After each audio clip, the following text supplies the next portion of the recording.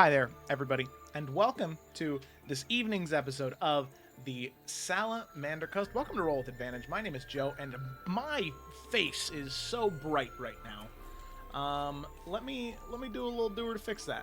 It's like your future. Oh, thank you. Man, I am really glowing right now. This needs to change a little bit. Let's turn that down. Oh, that's a little better. I'm just pasty as a person in general, so this is okay.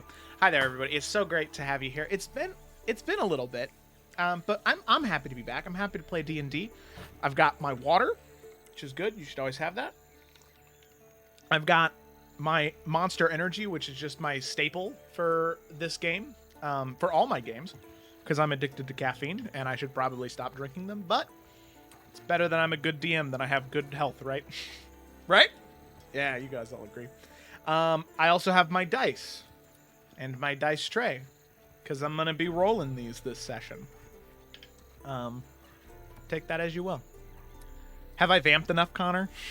Yeah. All right, cool. Yeah, more than. All right, let's go ahead and roll the intro and then get started.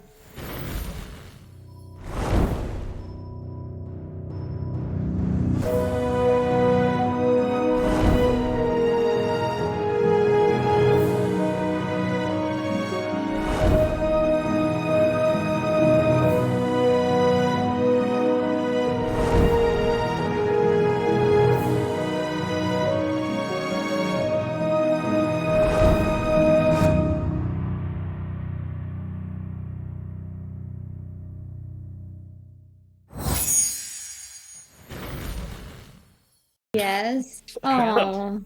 We are back. All it ever did was glug. Oh god. All right. So, with that, an update for everybody here. As opposed to me doing the intros every single week, which I've been doing, I thought it'd be fun to switch it up a little bit. You know, something about like changing things up as the spice of life. There's a thing about that, but I forget. So That's true. we're gonna change it up a little bit, and the players in each one of the 3 campaigns at the beginning of every week are gonna do the recap for us. So without further ado, Connor has been the one to volunteer to go first to summarize. Should I do like a Felicity style one or like a Joe style one? All right, here oh yeah, all right, yeah, I agree with that disembodied voice thing. Do Felicity style. Okay, y'all. You might notice in the overlay there's a blank spot by Poe, and that's because Spaghetti, he's gone. So okay, I can't do that for long. Yourself. Yeah, that's such a odd tone to strike right there at the beginning. But as spaghetti. as the Pescattios. as the party began to travel north, the days began to fly by very quickly. Many nights were spent on. No threat occurred until about somebody correct me if I'm wrong, push back on this, 4th or 5th day of travel, we encountered a large reptilian long-necked beast. Trying to steer clear of its course, we changed our course and ran into a lonesome wanderer who had more in common with our party paladin than we initially realized. It turned out to be Poe from the future. Cue Terminator music. And recruiting him from the future for a threat in the future. That it is his duty as a Noah to face down a threat that only another Anoa can face. Leaving our party by themselves to question how out of time their friend Poe is, and if they'll see him again. How was that? That was perfect. So with that, that's where we're going to dive right back in. All of you, after just having suffered the absolutely devastating blow that was Poe saying his goodbyes and leaving, After watching him walk down that path for maybe 5 or 10 minutes, eventually there is a bright flash of greenish energy as a portal opens, and you can see Poe and Poe walk through. The portal closes in front of them, or behind them. And all of you can see Cecily fall to the ground in front of the fire, Keothi sit next to her, and Bianca follow suit as Cecily just begins to cry. That is where we left off, and that is where we're going to pick back up. As I said, you can see Keothi. She sits down next to Cecily and just has this pained look in her eyes, looking to Cecily and looking up to the rest of you, not knowing what to do. And she has so much empathy in her heart for Cecily, but doesn't want to overstep or do the wrong thing, so waiting on one of the other of you three to make a call. So, what do you do?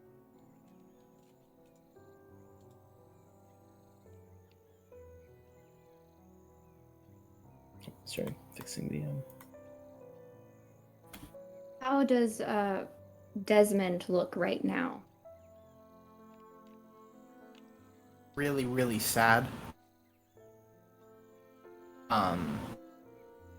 He's just kind of watching out, staring in the direction that Poe walked off to, not having really moved at all since he left.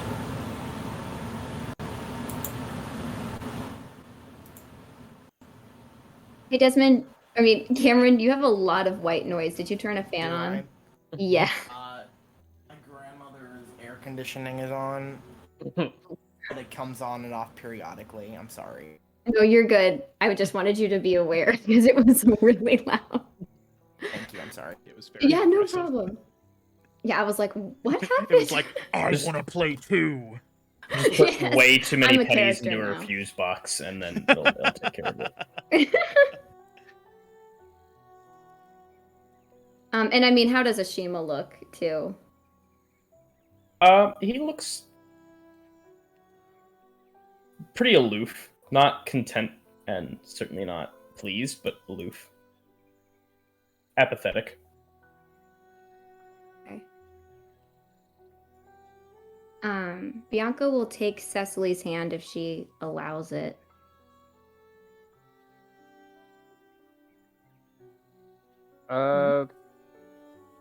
I think she'd probably jerk away from it. Not out of anger or anything, but just she's kind of just crumpled into a ball right now and doesn't want to acknowledge anything else. Right.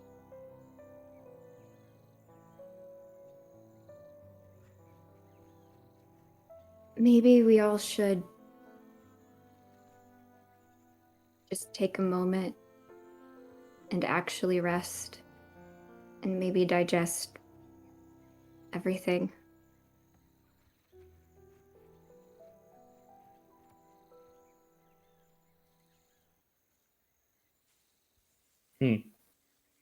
I'll stay on watch regardless. I'm also willing to stay on watch so that, because I'll be all right, basically, is how she'll just kind of finish that. And how late in the night is it? Do we just need 2 more people to watch until morning, or is it like we need we need 2 shifts? No, that would have came like right at the beginning of your time, so you still need 2 shifts. So you could do one with Bianca, one with Ashima. Yeah, I'm cool with splitting them in And half like Keothi that. would say, I am used to nights with not a whole lot of sleep. I would also be willing to help if need be. You can hear the cracks in her voice. Okay, that sounds good. You two, go. take the first watch and wake me up when you're ready. Right. No offense to either one of you, but I think my 2 eyes are as good as your 4. And she'll kind of give you a soft smile and then go to her tent and kind of tuck in for the night.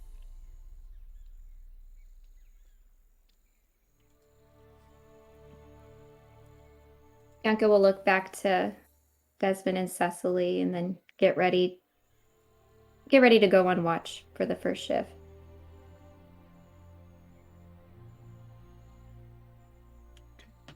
All right. So, Cecily, Desmond, the two of you doing anything in the meantime, or are you just kind of immediately kind of falling onto your pillows and heading to sleep? Yeah, I think once the first, torrential half hour of sobbing or so is over, she'll eventually just kind of silently get herself up and get to herself to bed and try her hardest not to look at anyone. Okay. Yeah. Desmond, anything for you? Not really. Okay. All right. Sounds good.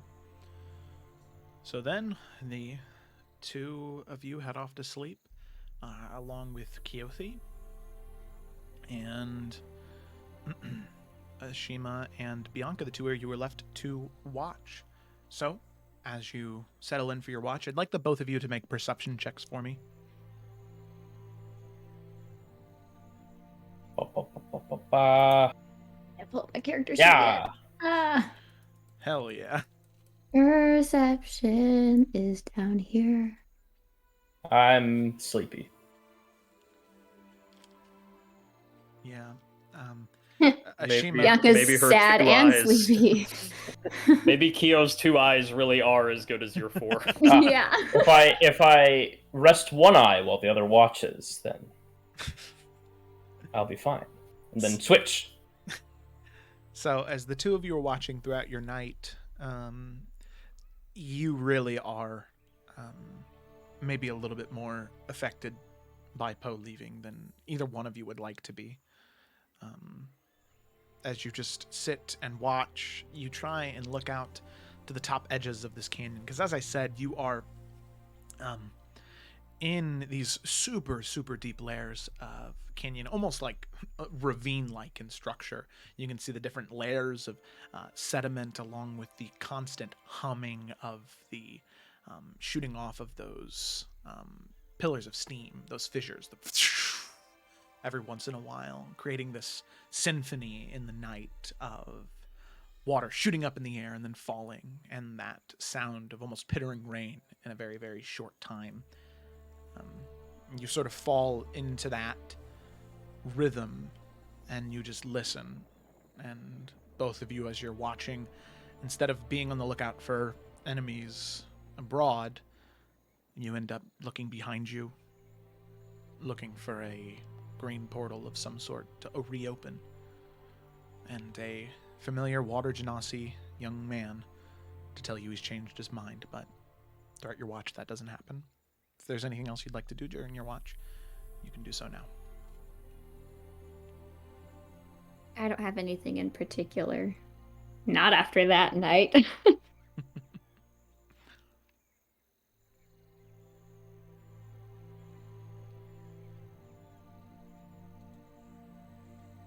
Anything from you, Ashima? No.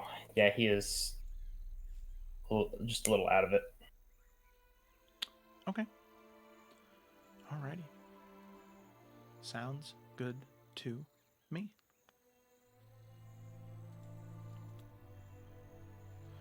So then the two of you finish your watch and you awake Keothi and she goes on her watch. So does someone want to give me a perception check for Keothi real quick? Please and thank you. You can do it if no one else can. Oh, okay, we got it. Yeah. Okay, 13. Well, I mean, wait a minute. She was exactly correct. Her He two was. eyes are are just as good. Son of a bitch. This is great. That's so funny. Oh, Whee! God, that's We're all blind. all right. So, with that, the two of you head to sleep. You wake up in the morning as you can feel the sun beginning to crest over the canyon and beam down into your campsite. The fire has now reduced to nothing more than embers and burnt wood. As you all awake, stretch, and yawn, and I'd like everybody to go ahead and say what their morning ritual is, as they're kind of getting up and getting ready to advance on this day of adventuring. What does it look like?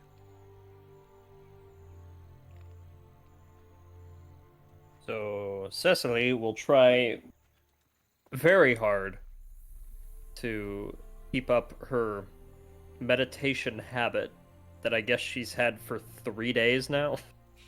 That's probably not long enough.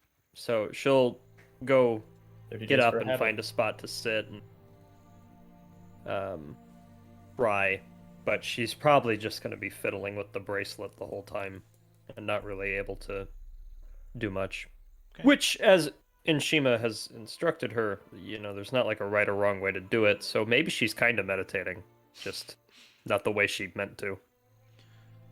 You can see, Cecily, as you are meditating, that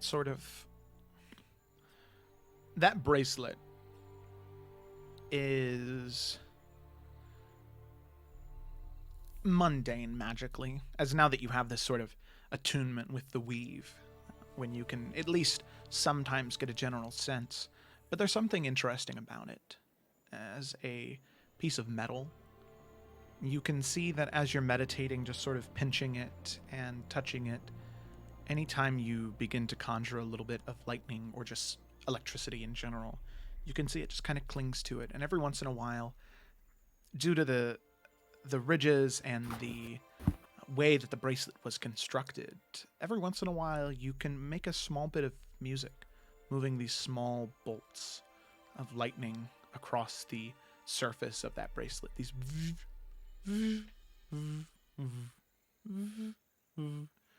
not very many notes, probably only about 3, but it's something you noticed about it, and you're fidgeting with it.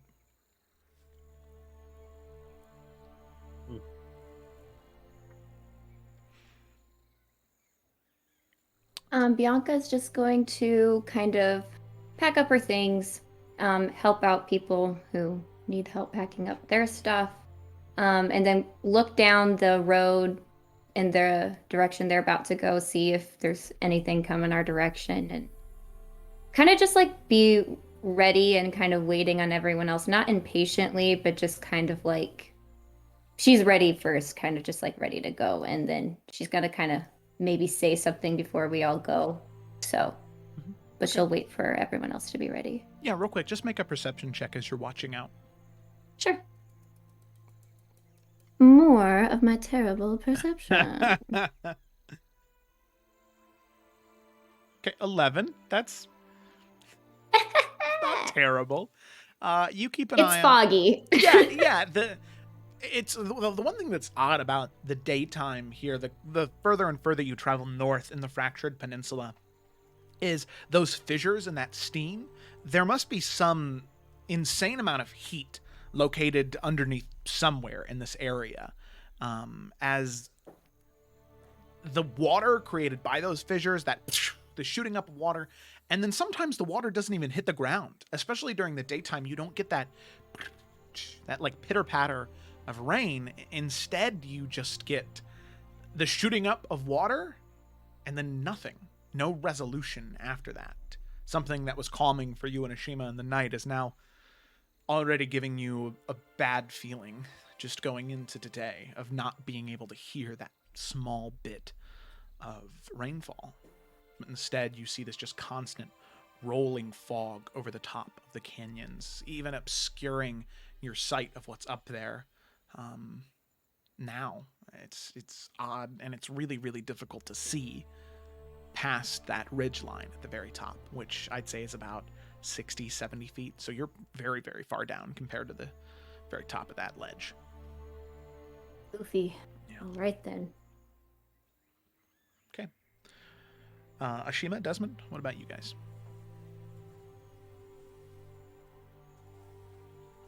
I think Ashima will... Desmond's gonna stay in. You're going. Oh God. Okay. Desmond will stay laying down for a little while, longer than normal, probably. Mm-hmm. Awake, but just not up. And I imagine he didn't have a super great time sleeping last night. But eventually he'll just kind of sit up and slowly pack his things together. And then he'll just kind of sit once he's done, just feeling the heartbeat on the ring. That's about it. Okay. Alrighty. So as you are... It's that morning that you just keep falling asleep and waking back up and falling asleep and waking back up. That restlessness in the night. One thing that you do catch in the evening, especially during that transition in and out of sleep and in and out of sleep, at about 4, maybe 5 a.m., right near sunrise, where you can start to feel the heat before you even see the sun, you can hear Keothi humming something. A very, very sad hymn sung in Giant. You can hear it echoing off the stone. And just laying in your tent and peeking your head out and looking up at the stars and feeling the earth around you, it's so strange because you always knew Keothi had... she was in touch with the earth. She always talks of how she's a child of Elowen, literally born of the mountain, but even someone like you, someone who's not in tune with the mountain, you can feel that it's resonating with Keothi, that there is a sadness to it, that the rocks and earth around you can feel the pain you're going through. And at least for you, that gives enough comfort that you're not alone in this pain to go back to sleep. As you lay your head back down, you are able to get a little more sleep, but you still come in and out because of this feeling. As you're just sitting in your small sleeping bag in your tent, you can feel something on the edge, like a word that's on the tip of your tongue, a memory that you could almost reach. I'd like you to make a history check for me, Desmond. Oh shit. Okay, alright. History. Sorry, it's taking a sec for my character sheet to No, you're good. be okay. That ain't no thing, buddy.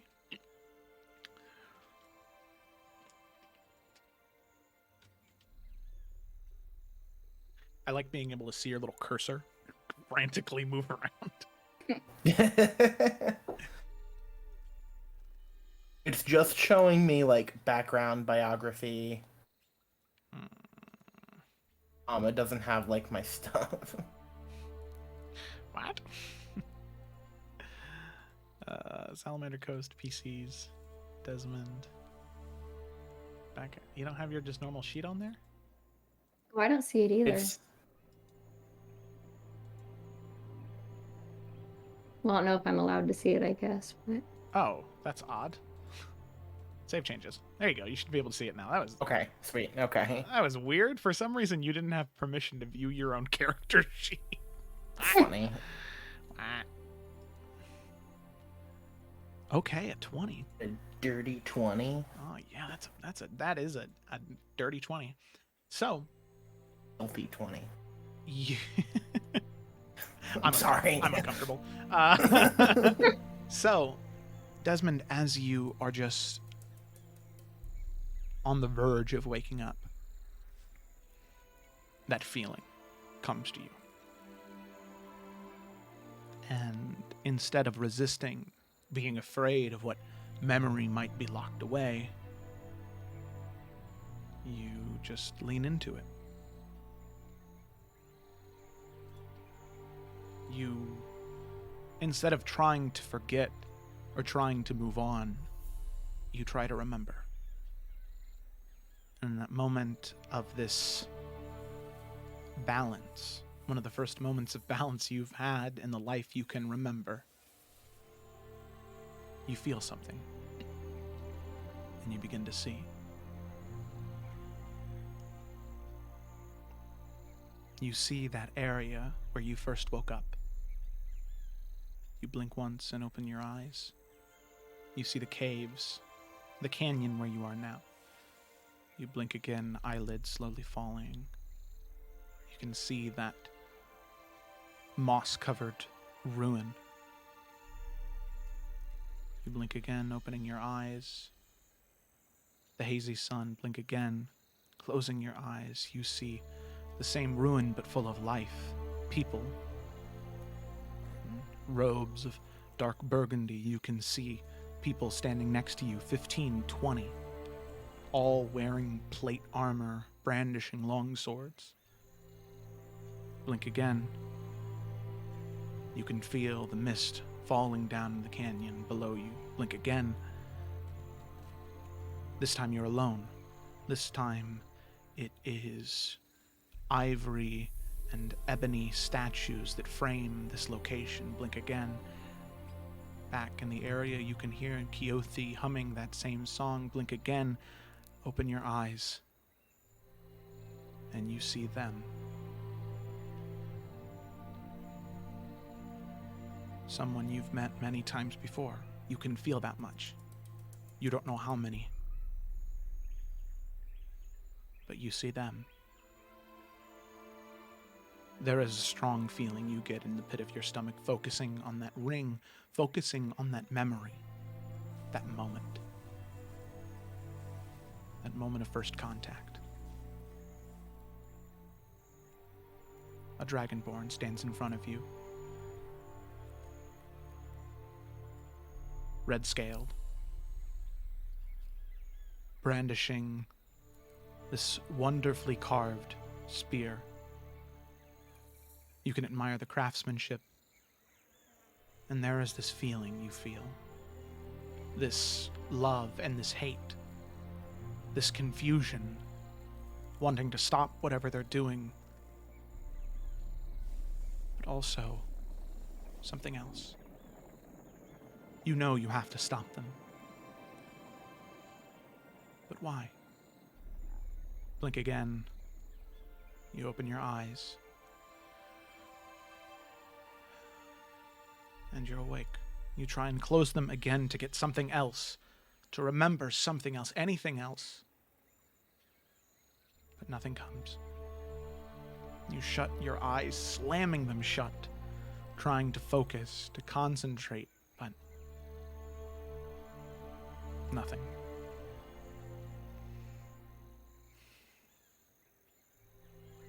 At this point, you're awake now.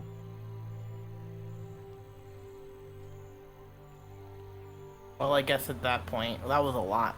But once wakes up from that and packs his stuff up, he'll just kind of sit down and with his knees, or his arms around his knees, just kind of staring off through this valley and these mountains and everything.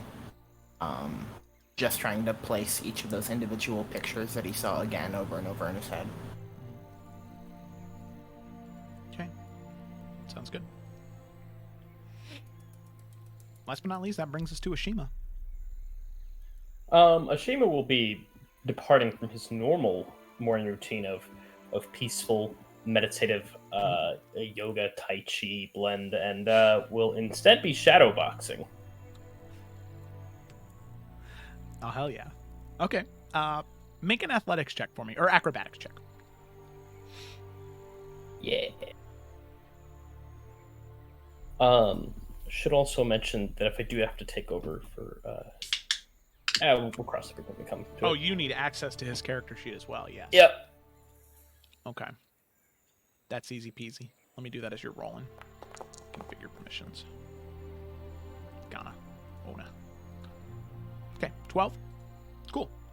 So, as you are just shadowboxing, right? You're off to this corner, and you're trying to be maybe a little bit further away, just so that way the sounds of your training doesn't distract anybody who's still dancing. The early riser you've always been. You have always been, and I'm assuming that there's a little bit more emotion in this than there typically is for Ashima, right? Yes. Okay, that's what I figured. So as you are just kind of bobbing and weaving and throwing these punches, and every once in a while throwing these swirling whirlwind kicks, you are putting so much emotion and fury into it. And you draw back for a moment. No, reserved, aloof. You breathe. You try and calm yourself, but then you start to think about everything once again, and that emotion just comes flowing back into you, throwing these punches, swirling these kicks, dodging every once in a while, punches and kicks and punches and kicks, and you just feel that flow, that ki flowing through you, and you can't help but lean into it in this moment, just hoping to have some excuse, some reason to feel something, because that's all you can do right now. There's no way to push it down or to breathe it out. You just have this raw feeling, this absolute cauldron of emotions, and you just tune into them and punch and jab and kick. And you can feel you're not alone doing this. Not necessarily that your companion's behind you, but you can feel something else. You're not alone in these feelings. You have a moment where the world flashes white. For a moment, you think that you're blacking out in rage. But then you see versions of yourself. Ashima. You, Ashima. Halfling Ashima. In different parts, in different places, in different time periods. Struggling with emotion. You don't see a resolution, but you at least know that you've gone through similar things before. You can see versions of yourself full of rage, lifting up mountains and shattering them and destroying them, throwing them into the ocean, channeling volcanoes and destroying mountainsides. Rage.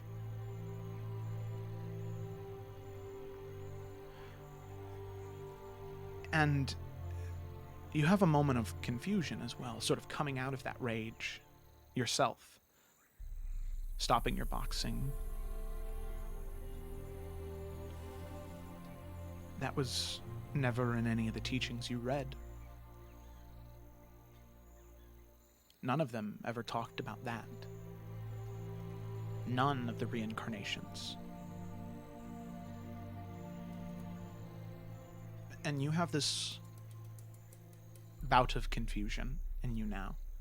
Sort of roiling around in that anger and frustration with the situation, that sadness, but now also confusion.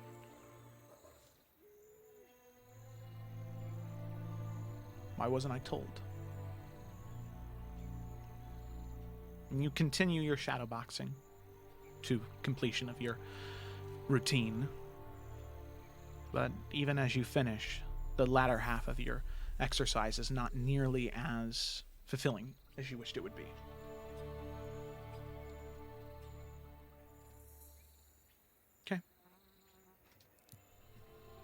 Excellent. Right.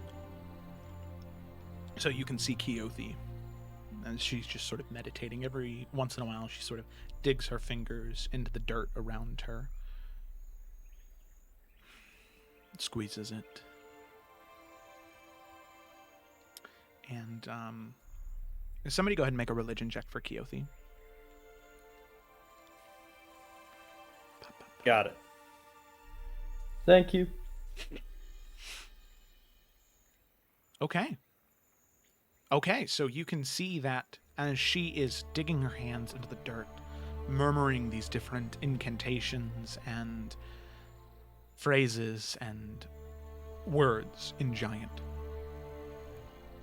there is a small moment as she's just sort of meditating and praying, humming and singing in this very low, hushed tone. You can see, for those of you who aren't busy or distracted, you can see the tattoos all along her face and on her hands. They begin to give this dull green glow. And you can see that those long brown locks that she has. The very fringes of the hair, tips of all of her hair, begin to slowly shift to this earthy green color. Kind of like grass growing on top of dirt, just right on the edges of her hair. And you can see her sort of open her eyes, the tattoos fade, returning to that deep black color, as she just sort of sits on her knees, hands now caked in mud, but lost in thought, this look of happiness and sadness swirling around on her face this morning.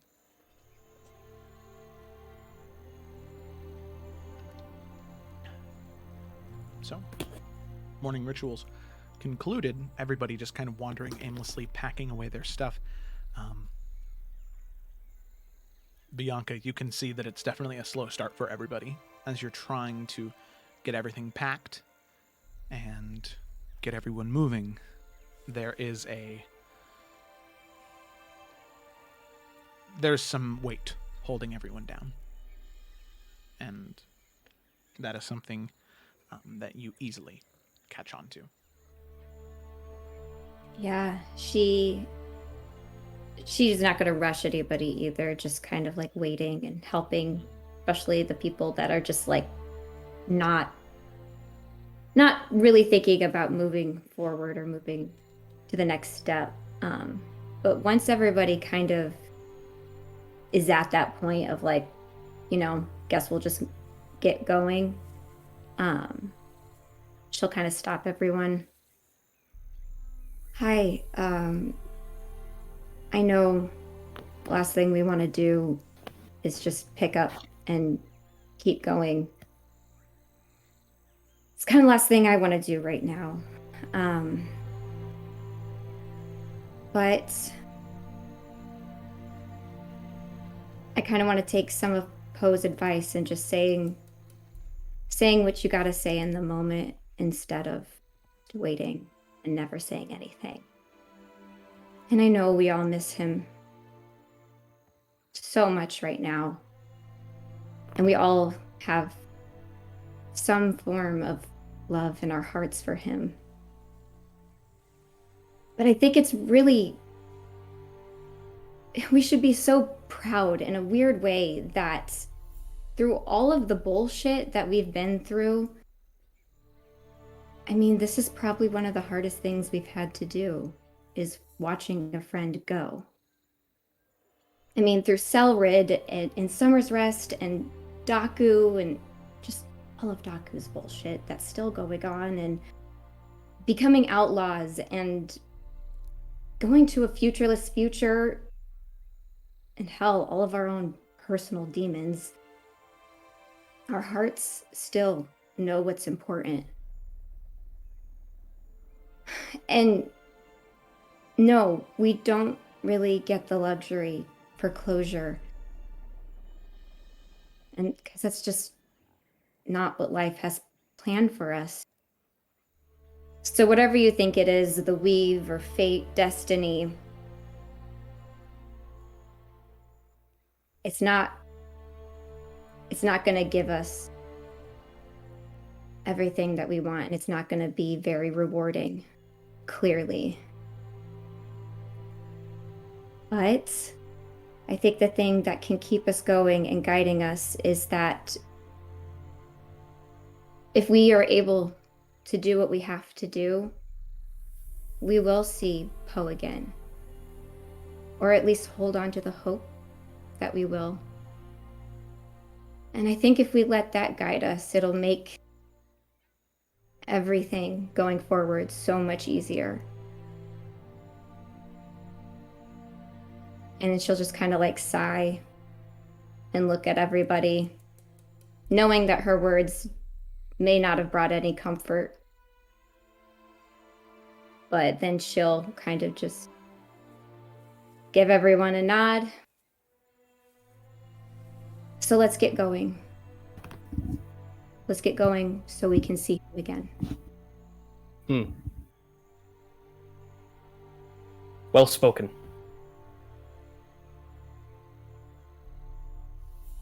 Thanks.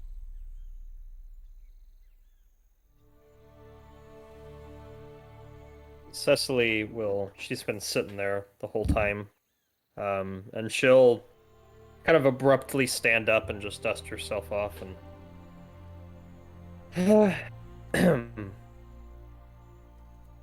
okay, why not?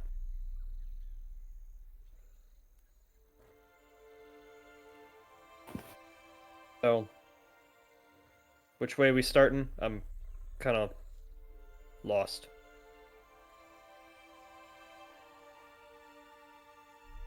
I think we're just gonna continue that way, I guess. North. It looks really, really foggy today, which makes me a little nervous, but at least we know what direction to head in.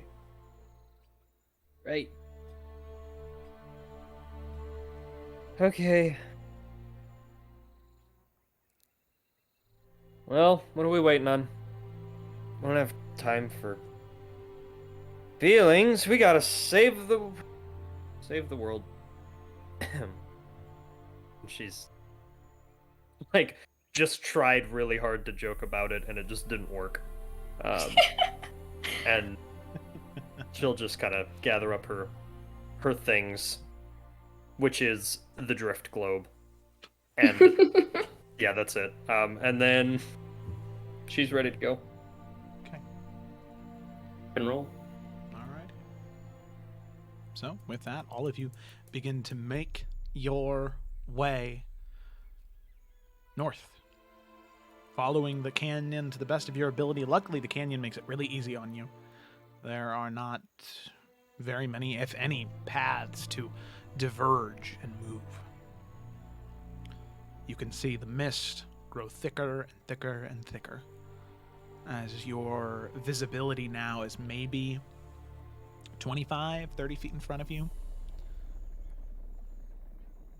as the mist has kind of fallen down now to the bottom of the canyon.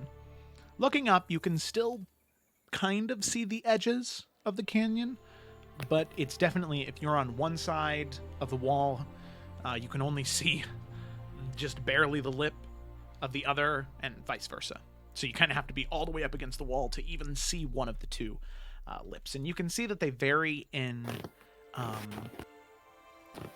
width as well, as you're traversing through the canyon, opening up as wide as a 40-foot walkway to as narrow as a 5-foot walkway, where all of you have to walk single file. And as all of you are walking around, could I just know a marching order for the path here? Oh, we can't be in scorpion formation because we lost one of our claws. Oh, Just a fucking one-armed scorpion. now we have to be Snake Squad. now you're... Yeah, baby. Yeah. Just given the vibe, I feel like Bianca would be leading. Okay. Yeah. Since she was the let's go kind of person. Yeah. Kyo's gonna be behind you to be your spotter. Praise Jesus. Or Paylor. Sorry. Praise Paylor. There's a guy named Jesus in Illico. Yeah, somewhere. He's all right. Yeah, he's kind of a dick. Cecily is back of the bus. Okay. Absolutely. Thank you for changing the subject, Mark, because I really could have gone on that. No, I understand. I was ready. I've got the start new article tab on World Anvil pulled up right now. Just start going. No, I won't. Okay, so then, what then? Ashima, Desmond? So, like, Bianca, Keothi, Desmond, Ashima, Cecily? Or would Ashima want to be closer up to the top? I'll be like at the top. Okay, all right, so we'll I'll swap you, lead. Desmond. I know where we're going. North-ish. All right, so then we have, let me go ahead and copy all of these and throw them up here so all of you can vouch for the order. Bop, bop. Wait a minute. We're lacking a Keothi. Wait, what? Okay, there it is. Yeah, there we go. Boop, boop, boop, boop, boop. All right, that'd be the order. Sounds solid to me. Okay. Works for me. Unless something attacks us from the back, then I'm dead. But, you know. If that's the case, yeah, we got bigger issues here. Okay. All right. Yeah. There you go. Change recorder to Keothi. All right. So, you set out on your path. All right. So I would say after maybe 45 minutes of travel, just sort of walking along the canyon, the temperature's starting to rise a little bit. At this point being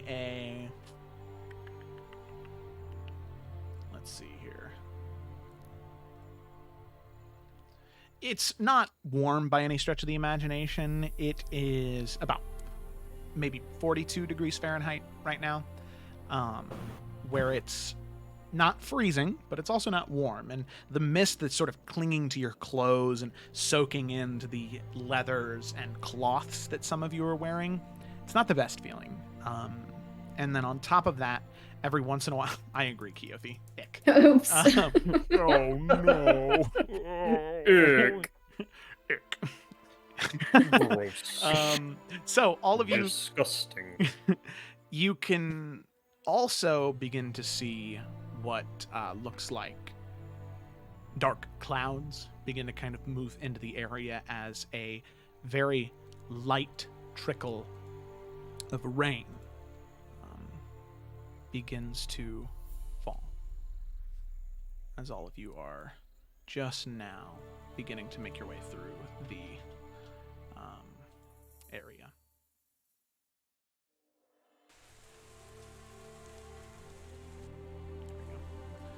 All right. So, the rain slowly begins to fall down all around you, and you begin to forge your path northward. Now, as you're walking, Bianca, you standing in front of Keothi, she's going to go ahead and make a perception check, because she's keeping an eye out. 2, if she That's can spare good. them. Hers are much better than mine. Mm-hmm.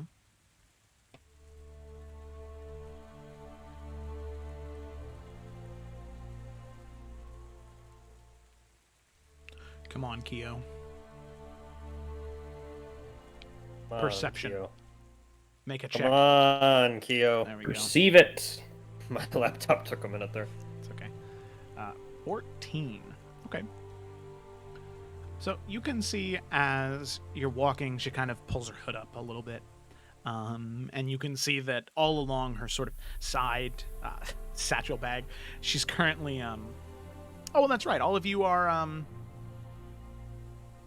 Would you all have taken the wolves in here with you? That's actually a really good question. I mean, probably. Yeah, presumably. I guess we'd be in a different order then. Mm-hmm, mm-hmm. Well, Yeah, if that's the case, then it would be... Oh, but then Yeah. Meh. but then Desmond would be riding by himself. Oh no. Yes, man. All right. So then, So sad. so The as Dragonborn can't cry, so it's fine. so Jeez. all of you are sort of Neither can Matt. Right. riding on these wolves. Sorry. You can see that Keothi, like on the saddlebags of the wolves, making sure they're extra tight. As Ashima, being her writing partner here, you would know that that's where she keeps her books and her journals. So she's trying really hard to make sure that those are tight and that no water or moisture is getting in there. So hopefully that'll be maintained. But as the two of you are writing, Ashima, she'll be kind of. She's gonna initiate a conversation with you and go. Ashima, there was something that happened this morning, and I don't know.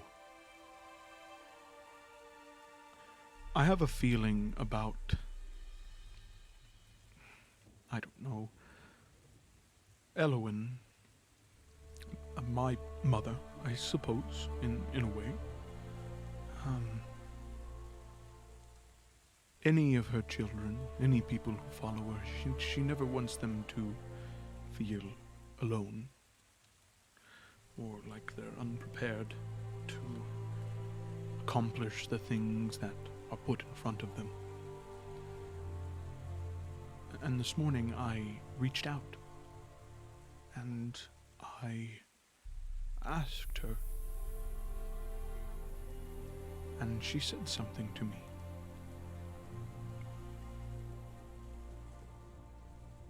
She said that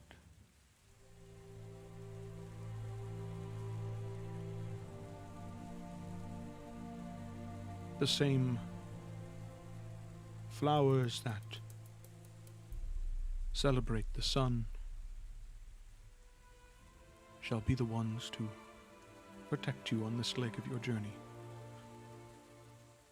Now, I don't know exactly what that was meaning, and while I have read a lot of books, and I do know of flowers that tend to enjoy the sun, I am not sure what that may mean, and I was hoping a master such as yourself, in speaking in wise words, might be able to help identify it.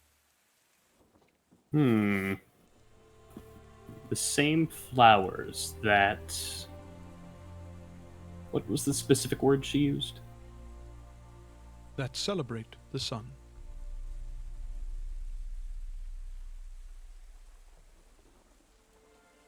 Well, immediately I'm not sure. Normally I would say it has nothing to do with flowers, but in the case of Elowen, that's something else entirely. And you did appear radiant this morning. Oh, thank you. No, that was not... I mean, literally. You were glowing. Oh. Well, thank you, I suppose, still. Yes. Well, in any event, normally I would assume that it was some sort of metaphor, but unfortunately, in Druidic meaning, it might be literal.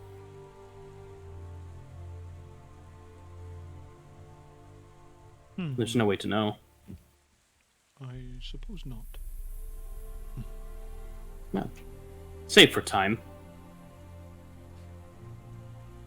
But I'll digest it a bit as well. And the two of you are just kind of riding along.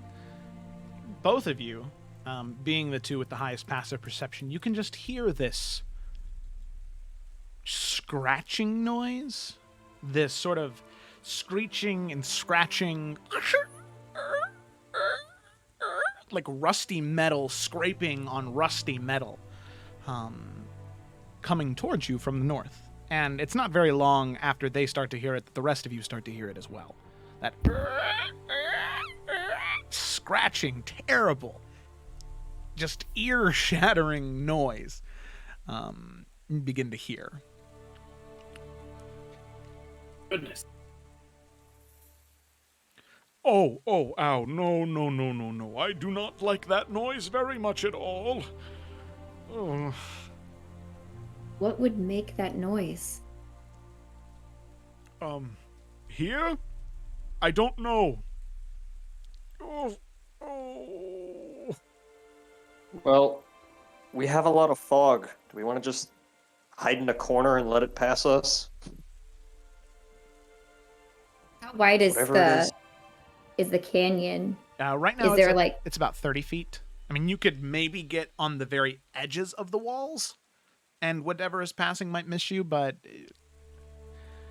hope the creature doesn't see very well. Or maybe we just surprise it, hide enough but to jump it? Well, I if think it it'll looks like inevitably it's find something us. we should jump, I guess. Yeah, maybe it's nothing.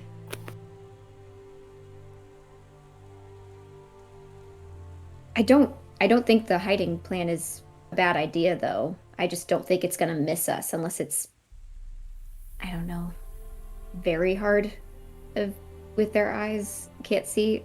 That's not how you say that. Oh my god. We got there. Scratching metal, Okay, getting closer well, and I'm gonna- closer. We should pull aside. Yep. All right. I'm gonna do that. All of you pull to the Yeah. side. Everybody go ahead and make stealth checks for me.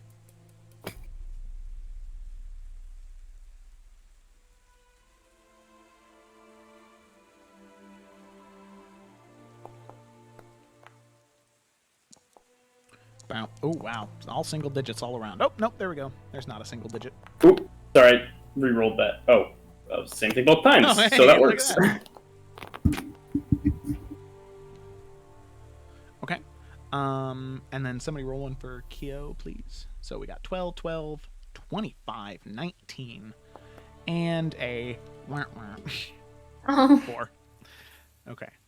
Which, rightfully so, as all of you are sort of tucking off into the corners, hoping that the fog is enough that even the sound of the water sort of hitting you in these areas, hopefully the creature just relies on a blind sight of 10 feet around it, because if that's the case, then it won't see you. But as soon as it gets into vision, all of you have this moment of just, huh? As you can see a suit of armor moving towards you. This dark gray and green enameled armor, wielding a massive shield and a longsword. The metal scraping on metal, but you can see that, for one, this knight isn't wearing a helmet. Its head is fully exposed. And you can see bits and pieces of its arm and torso and legs, as you can see a writhing mass of plants inside a suit of armor. And in place of a head, you can see 3 different sunflowers.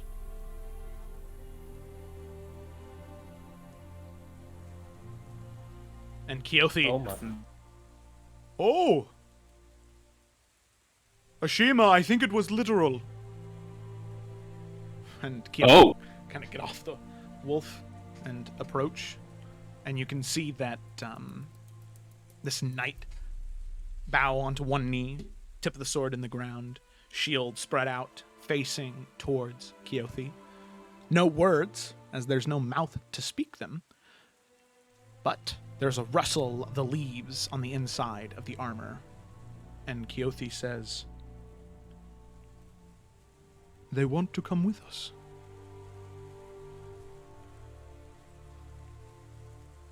They want to try to keep us safe. Oh. Alright. Yeah, I don't see what harm that could be. Should we just call it sunflower? this is amazing. Is Sunflower all right with you? speaking to the knight. And you can see the knight begin to stand and look to you, Bianca. At least the mass of sunflower sort of turn to you and then turn back to Bianca, and you can see its shoulders just kind of shrug and then drop down. All of its movement is so, like... It's like if you asked an alien who saw a human move once. Like, how do humans walk? And that's kind of... That's kind of it. Where it's very rigid and not exactly correct. But seems like it's okay with that. All right. Well, nice to meet you, Sunflower. Yeah. Okay. There's our one weird thing for the day. Hope there's not a second. What do you eat, Sonny? Son? Do we have to feed you? Sunflowers whip towards you, and you can see it take its sword and point up into the sky. And you can see just this, where that gray clouds were, there's this small hole that forms, and a beam of sunlight falls down onto this night. Celebrating. Yeah, that's pretty useful. The hole closes. But you can see there's a small tinge of yellow that returns to the plant, and all of the leaves on the inside begin to shake as it's being hit by the sun. And then as the clouds return, they all return to calm. Huh.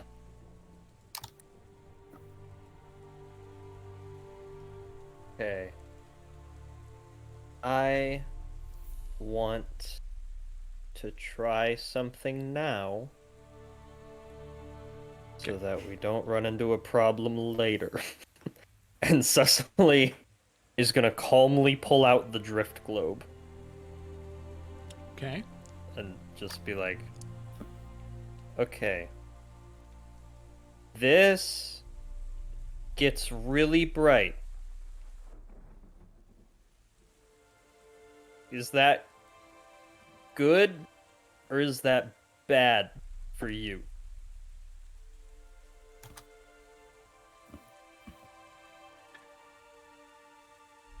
You can see the massive flowers just shake its head up and down. Or shake its massive sunflowers up and down. Yep. Okay. Let's give it a test run. Just want to make sure you don't explode or something. And I will go ahead and activate the drift globe. That's just like an action or whatever, right? Yeah, isn't it? It's only once per dawn, right? Oh, right. So maybe I don't want to use it. Okay. I thought it was just like a yeah. Well, I mean, they seem fine with it, so I guess I just won't worry about it. Yeah, at least we have consent, so. Right. I just was like, if I activate the drift globe, either this thing is going to go into like Super Saiyan mode, or it's going to just die. And I don't know which I don't know which one's going to happen. Maybe neither. Yeah. But you know. Yeah, it's once per dawn. Yeah, I just looked it up. Okay. Mm-hmm. Okay. All right. So with that, I mean, we could I was just gonna add, we could use more sunny allies, so I'm down. All right. With that, it readies its shield, readies its sword, and prepares to march. No. Is it super squeaky the whole time? Yeah, I mean, the rain is helping a little bit. We need oil. Who has the grease spell? Grease it up. Where's I Cario? do. I think I have it prepared too. Ah, nice. That would be shit. so great. Nice. Oh, that's amazing. Just WD-40 this dude. Man. I think we just You can't have stealth prepared. with Sunny. I feel like that's just not gonna be what he's good at.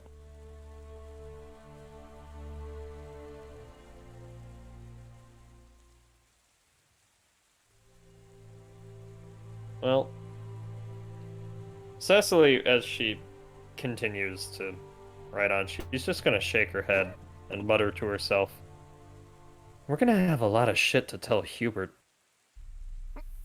Oh my gosh, Bianca's gonna hear that and just kind of be like, how do we even tell Hubert everything? He won't believe us. He Still won't. have to be elected.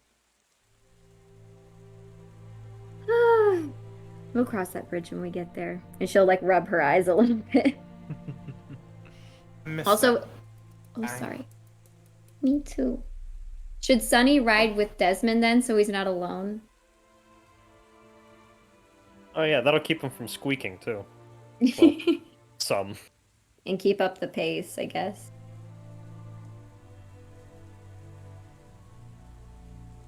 Sweet. Yeah, here, let me change something here. Sunny. Oh, there he is. Sunny. All right. Now this may be one of the weirdest things that Desmond ever seen. So Cecily's Sunny, just nothing freaks her out anymore. Like this is just like, all right, well. if Sunny gets on the wolf with Desmond, Desmond's gonna like inch forward a little bit just to super as close to them as like I don't know. He's just a little. It's odd. He's been alive for 6 months. Everything is weird to him. But... Okay. All right. So, all of you begin to head north again, picking up your new adventuring companion. So, one thing that does start to happen as you begin to head further and further north is your path becomes, for one, incredibly narrow. But on top of that, it also becomes more steep. You can see the ledges around you do get closer to the ground. They're maybe only 45, 50 feet up now as opposed to 70 or 80.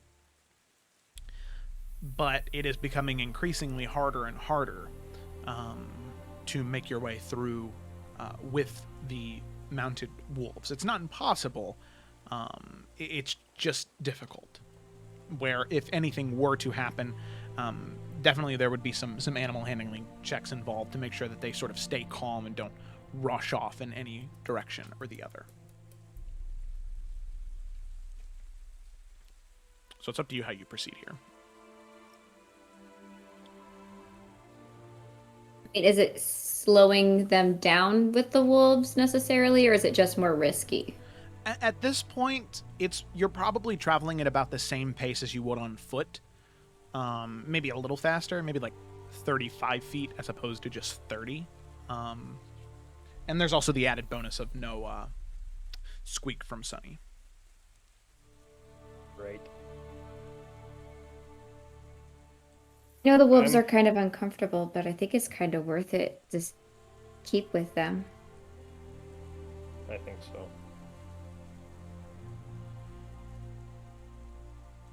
Yeah. Just play it safe.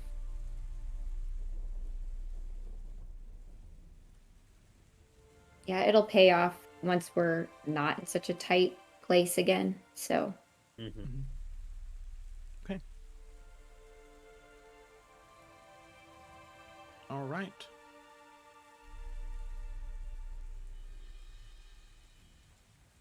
So with that, all of you begin to head through in your line.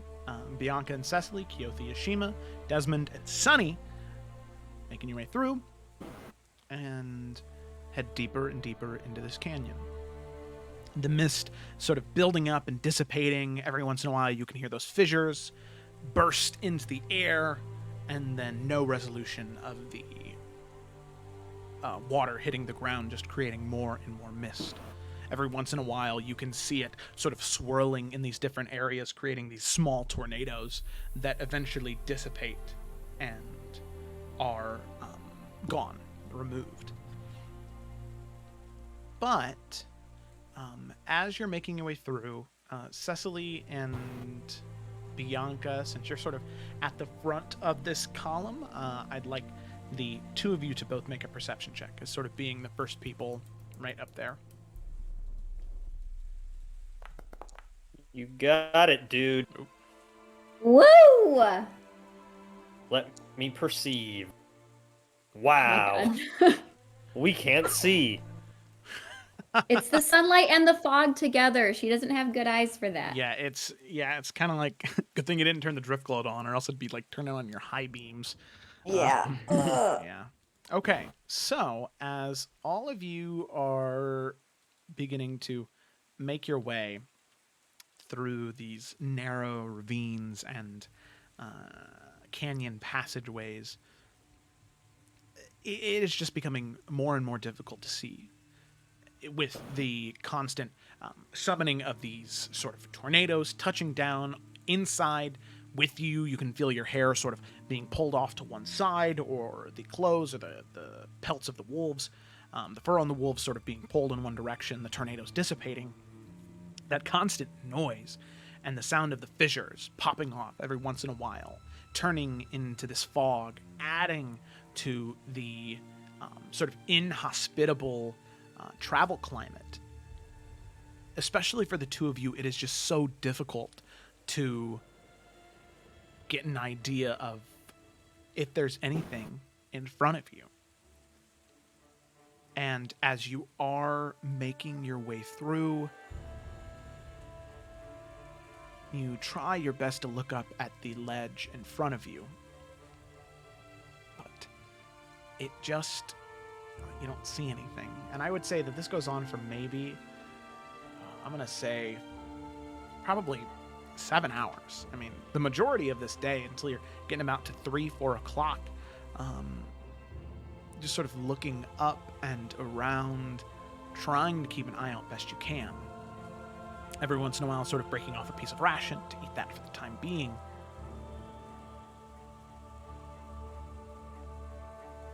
But there is a moment where, as you are riding, there is this noise you think you hear.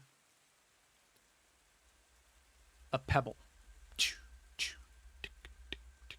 falling down from the cliffside above you. And as you look up, Cecily and Bianca, the two of you catch it, but before you can say anything, it's too late, as you can see several Ualjit, the same ones who demanded Cecily be taken for the Old Blood, seemingly have gotten the drop on you, as they ready their spears up to throw them down towards you and your mounts. That is actually where we're going to go ahead and take our break for the time being. So we're going to take a quick 5-minute break, and then we're going to come back for the rest of this session. So we're going to see what happens. Oh my God. There.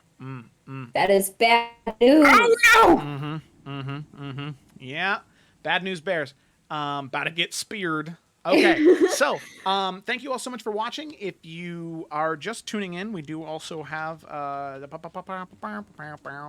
Discord server that you can go ahead and join if you'd like. A lot of cool people there. Talk about the campaigns. Talk about the everything. It's a lot of fun. And yeah, so if you're enjoying, go ahead and join that. Follow on Twitch. Subscribe on YouTube. Do what you gotta do. We're gonna be back. I'm gonna set a timer on my phone for 5 minutes, and then we're going to be back because we have a lot to get through for the rest of the session. All right. So, 5 minutes. Okay. Just as a reminder, just as a reminder to all of you guys, I will be deafened during the break because the new break screen is like the clips that people have made of the sessions. So I'll be sending you guys a message in Discord with like 2 minutes remaining. So, that 5-minute thing is going to be starting now. All right, be back in a bit. Bye. Pew, pew, pew, pew, pew, pew, pew, pew, pew. He indicates with his eyes that it just be. It's like droids on Star Wars. You just get one grunt, but it's like you interpret it as like an entire sentence. Yeah, you said it, Chewie. Oh my god. Fuck. Well. Yeah, Cecily's smacking on some eggs. That's what's happening. That's what... Oh. Shite. Maybe don't say, you know, listen, dickhead, this is what I need. Might not be the best idea. Yeah. See what I mean? Persuasive? I wouldn't say persuasive, just, you know, if he's like, do this, you'll say, right, so. Yeah. Friendo, I've been back here the whole time, didn't see shit. Shrugs. I'm sure it's fine. It's probably... Grok pulls out his revolver and shoots in the sky.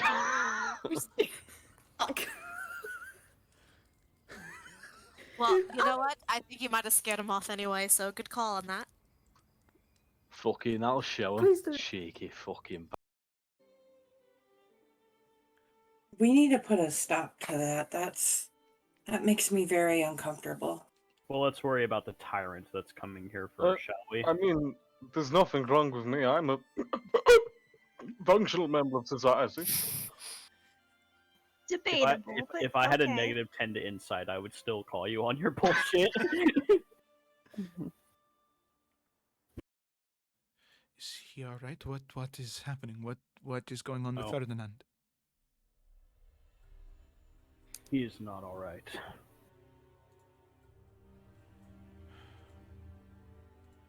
He opposed them valiantly, and then the silence took him.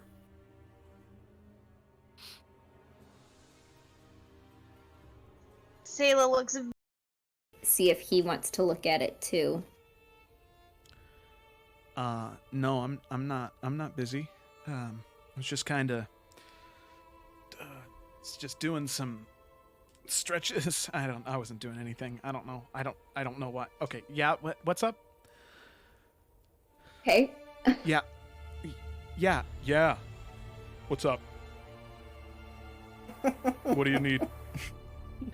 Sorry, I just don't. You're making me laugh and I can't roleplay. Okay. Sorry. What pitch is my voice normally at, Bianca, please?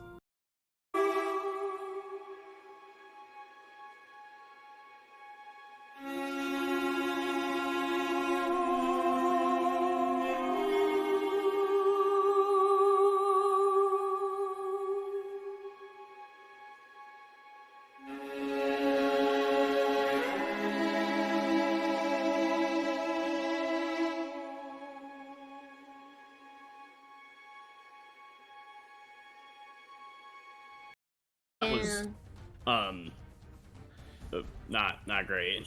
Okay, so Poe, you don't get a saving throw. You're just like this until either the spell ends or you lose a hit point. So, as a mouse, Pawasa Meep. Nice. That's going in the quotes. And Blossom Meep. Okay. I am sorry. I will apologize when next we see him. That's too late for that, but thanks.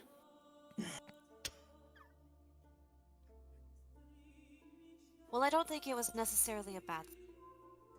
You were just protecting your end of the deal. That is all. Beetle armor it is. I'd say maybe that's on the bottom end of the priorities, if excuse the pun. I hear Joe dying in the next room. Oh, yes.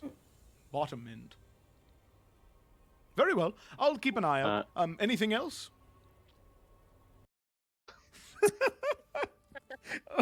Literally. Now sticky as well. No. Grot can't be hot, bothered, and sticky because that has a different meaning. And whoops. I can't let that happen on stream. Alrighty, and we are back, everybody.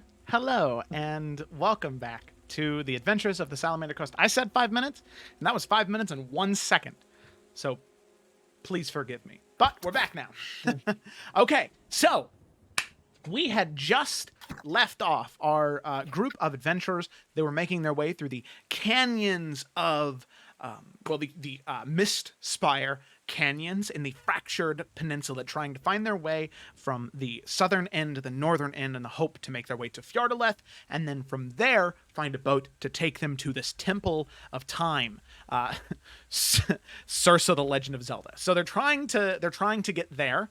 And they are needing to make their way through these canyons. However, as they were making their way through the canyons, sadly, due to two perception rolls, one from Bianca and one from Cecily, they were not able to see the incoming threat of these Ueljit, these bloodthirsty mountainous raiders who make their way through the rocky crags of the fractured peninsula, ambushing travelers and adventurers such as yourselves. But there's an extra pain there, as the group of you have already fought the Ueljit once. You fought them upon your arrival to the Fractured Peninsula. First things first, the sort of people manipulating blood and blood magic in a way to manipulate matter and create these absolutely devastating bouts of damage. Bianca being one of the main people sort of suffering that damage. But then there's also a vested interest in Cecily. They claimed that she was of the old blood, as many people have, and it seems as though that is something that is very, very, very valuable to them. So, with that, as all of you are running in your line mounted on your wolves, you can see, looking up, there is maybe 4 or 5 of them above you, and all of them armed with spears. They begin to throw them down. So this is going to go ahead and act as a surprise round. So what I'm going to do is I'm going to pull you to the map here real quick. Hopefully you should be down there at the bottom, right? There's a long map. It's a long map. So you want to scroll all the way down to the bottom. You should be able to see all of your characters right down there at the bottom. So, just so all of you know, full transparency before we get started here, this combat encounter ends when all of you get to the other end of the ravine, okay? Like, all transparency, the enemies will not stop coming until you get to the other end, all right? Yeah. Okay, all right. So there's that. So first things first, these 5 right here are going to make, or 4 right here, are going to make attacks with advantage, not against all of you, but against your mounts. Okay. So, Cecily, Bianca, you guys are going to be the first ones up, just so I'm aware. I know I've said it before. I think I said that your wolves had 13 HP, because I think I just gave them the same as a regular That's what I recall. wolf. Yep. I think that's like standard for most mounts, is to have like about that much. Yeah. Or no, I gave them the same amount as a warhorse. That's what I did. Yeah, because they're... That's a little better. So they're 19 HP. Yeah. Okay. So, let's see here. So we're going to go ahead I'm back. and I'm sorry. Oh, no, you're fine. You're fine. They are just throwing spears at you. And I was just saying that your combat encounter here ends when you get to the other side of the ravine. So, enemies will not stop coming until you get to the other side of the ravine. All right? All right. Okay. All right. So, let's see. Starting off, we're going to go ahead and do top corner. Ueljit here that is going to be targeting Cecily and Bianca, your mount. So, that is going to go ahead and be 2 spear throws at your wolf. Wolf's AC is same as a warhorse. Where'd it go? 11, I think. They're not very dexy. Of course, I don't know why I exited out of it. Warhorse, D&D 5. Hey, there we go. 11. Yeah. Okay. All right. First one. And, oop, that was with advantage, might be. Well, maybe. Normal. Uh-oh. Well, you know it's not good when my stuff's not working. Okay, default NPC sheet. Let's try this. Sure, it's right. Normal. Still nothing. Okay, well, easy enough. We can still do that, maybe? Okay, no, looks like I'm just going to be doing this manually, old school style. Okay, so I hate it when that doesn't work. Let's see, that's going to be... Okay, so with advantage. First one is first one hit, see if it's natural 20. Okay, so both those hit for 1d6 plus 2 on the first one. So that's 8 points of damage to your mounted wolf, and then there's going to be a second spear attack. So that is a 9, 11. See if it's any higher. Okay, that's another hit, so 1d6.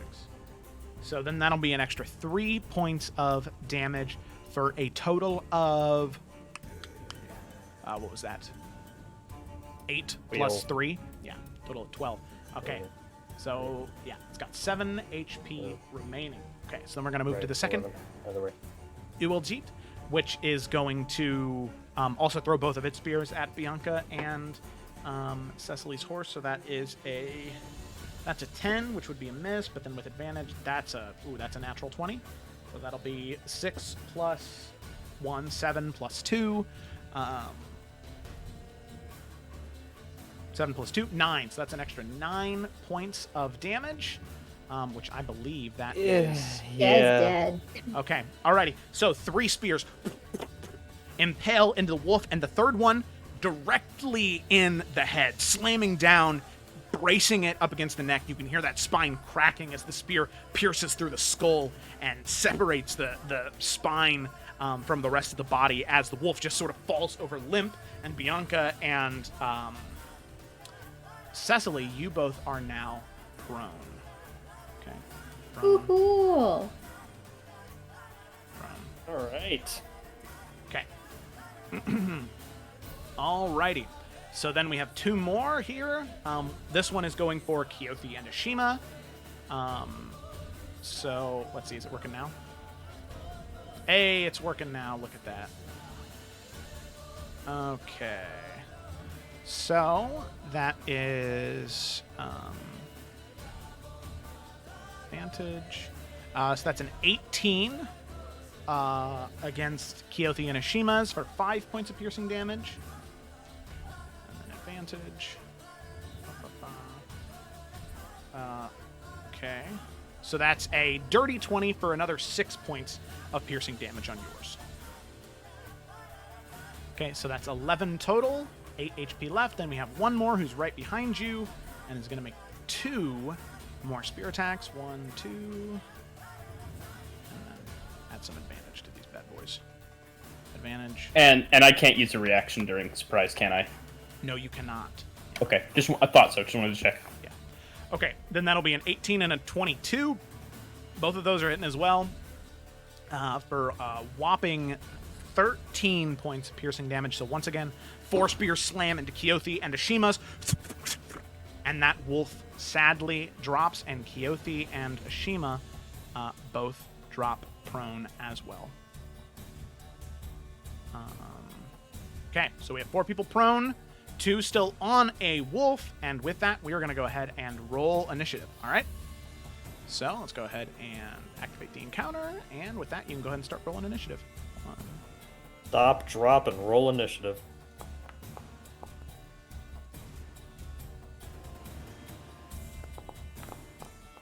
I want you to know that was pretty good.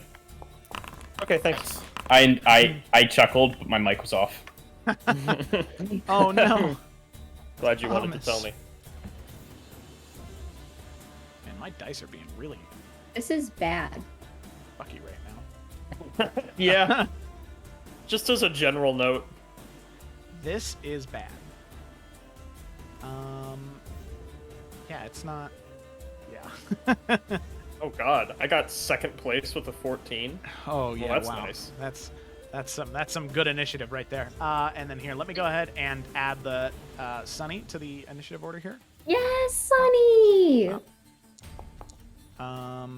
Something to be happy about. It's 11. Oh Look my at god, that. He's rainbow third. dye. How Oh, yeah. cute. Yeah. It's good old iridescent here. Okay. So, save. Hopefully that fixes my dice settings, because that was being kind of weird. Okie dokie. So let's go ahead and begin combat, starting up at the top of the initiative order with Ashima. All right, Ashima. With that, you are up first. What are you doing?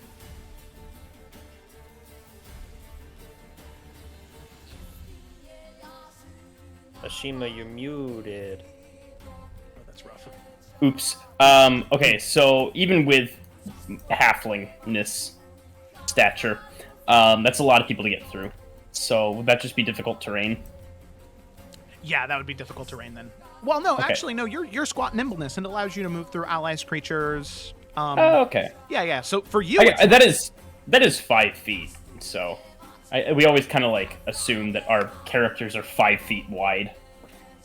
yeah. No, luckily you're not Mr. 5x5. So. Okay, then I will pop up and then have about 25 left for movement. I don't have any ranged weapons, so what I'm going to do instead is Ashima is going to feign. He's going to use his walking stick. As soon as he slips past all 3 people and the dead wolves, he's going to feign using his quarterstaff as a walking stick and make it appear as though he's limp. Mm-hmm. And try and come out really exposed right here. Okay. Interesting. I see where this is going. Throw 'em at me, boys! Smoke them if you got them. All right. It's a bold move. Bold move for a bold halfling. All righty. That is it. Yep, sorry, that's it. Yep. Okay, all right. Sounds good to me. So then we pop to Cecile. So standing up is half your movement. Right. So I'm assuming Then you're how much- standing, or are you gonna crawl? I'm army crawling. No, how much elevation are we dealing with here? About 40 feet. Right, so getting up here would be quite the thing. Yeah. Okay. Well, to tell you the truth, I am so exposed right now, and so a sorcerer. So, I'm thinking what I need to do, honestly, is get myself into a better position in round 1, and then start fucking people up in round 2.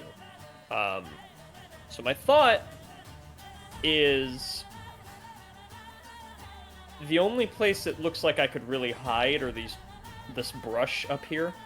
Mm-hmm. Is there anywhere else that would even... Because everything else is so open. Yeah, and the issue is it would be... I mean, because... So, just like all transparency is, then if you throw yourself up there, there's more ULG that are up there. Right. So, there might be more that then come from you with no way else for people to get up there with you. Mm-hmm. So, I mean, there are a few rocks here. Like, maybe if you were to tuck in right over here, you could maybe duck behind that rock. At least from 2 of the people, you could have half cover.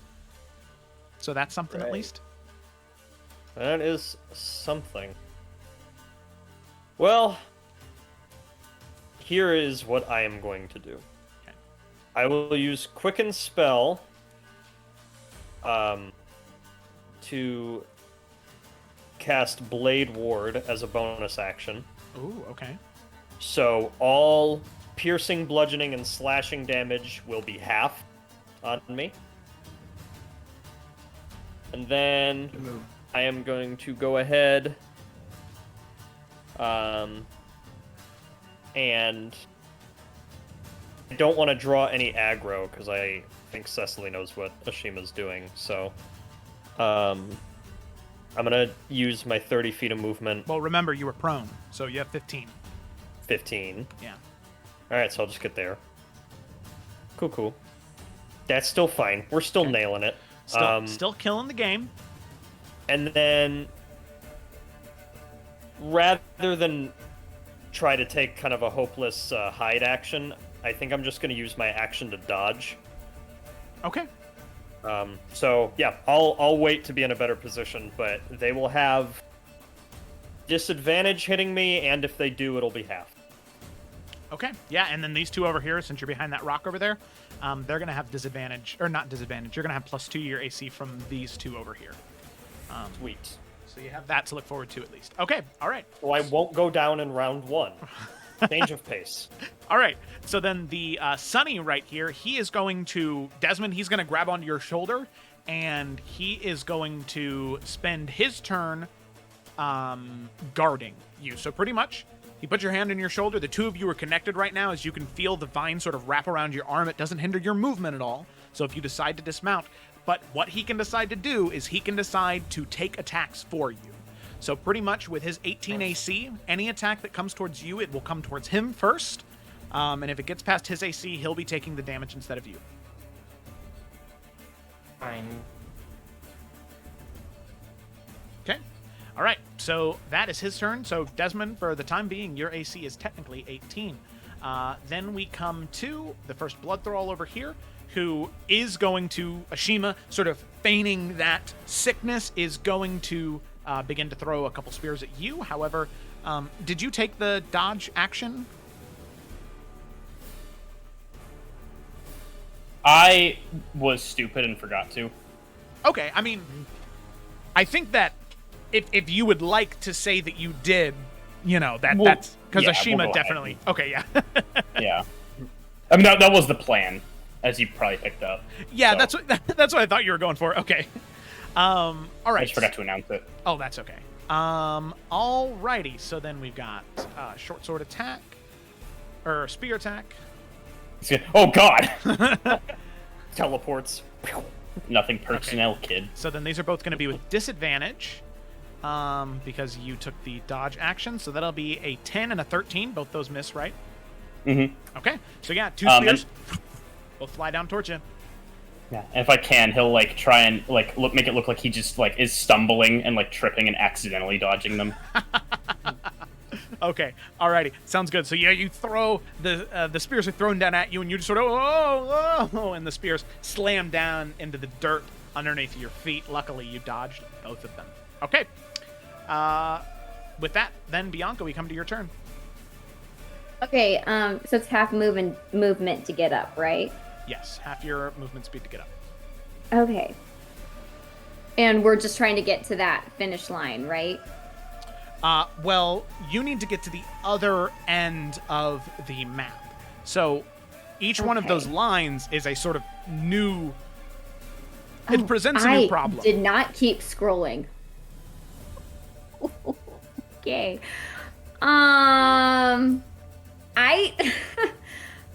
So she's gonna get up, half her movement. And then I mean, the thing that would make the most sense to me right now is she would then bonus action get into her Hellhound Fiend form.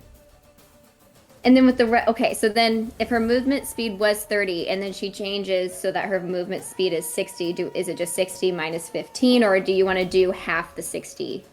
It would be half speed. The 60. Yeah. Well. Ooh. You know what? No, we'll do. So your movement speed would have been at 15. So we'll say you have 45 movement speed then. 45? Okay. Well, then let me just see how far she can get with 45. Yeah, because you weren't getting out of prone in your Hellhound form. Yeah. Yeah. Okay. She will move 45 feet then. All right. I think that's the most logical thing for her to do. I think it was. Okay. My screen is kind of small and this is a long map. I think it was something like here. So she doesn't want to get too far away from everybody in case people need help. But yeah, she'll start that off. Get out of the way at least so people can run. Did I move her or did I just move the fire thing? No, you moved her. You moved her, yeah.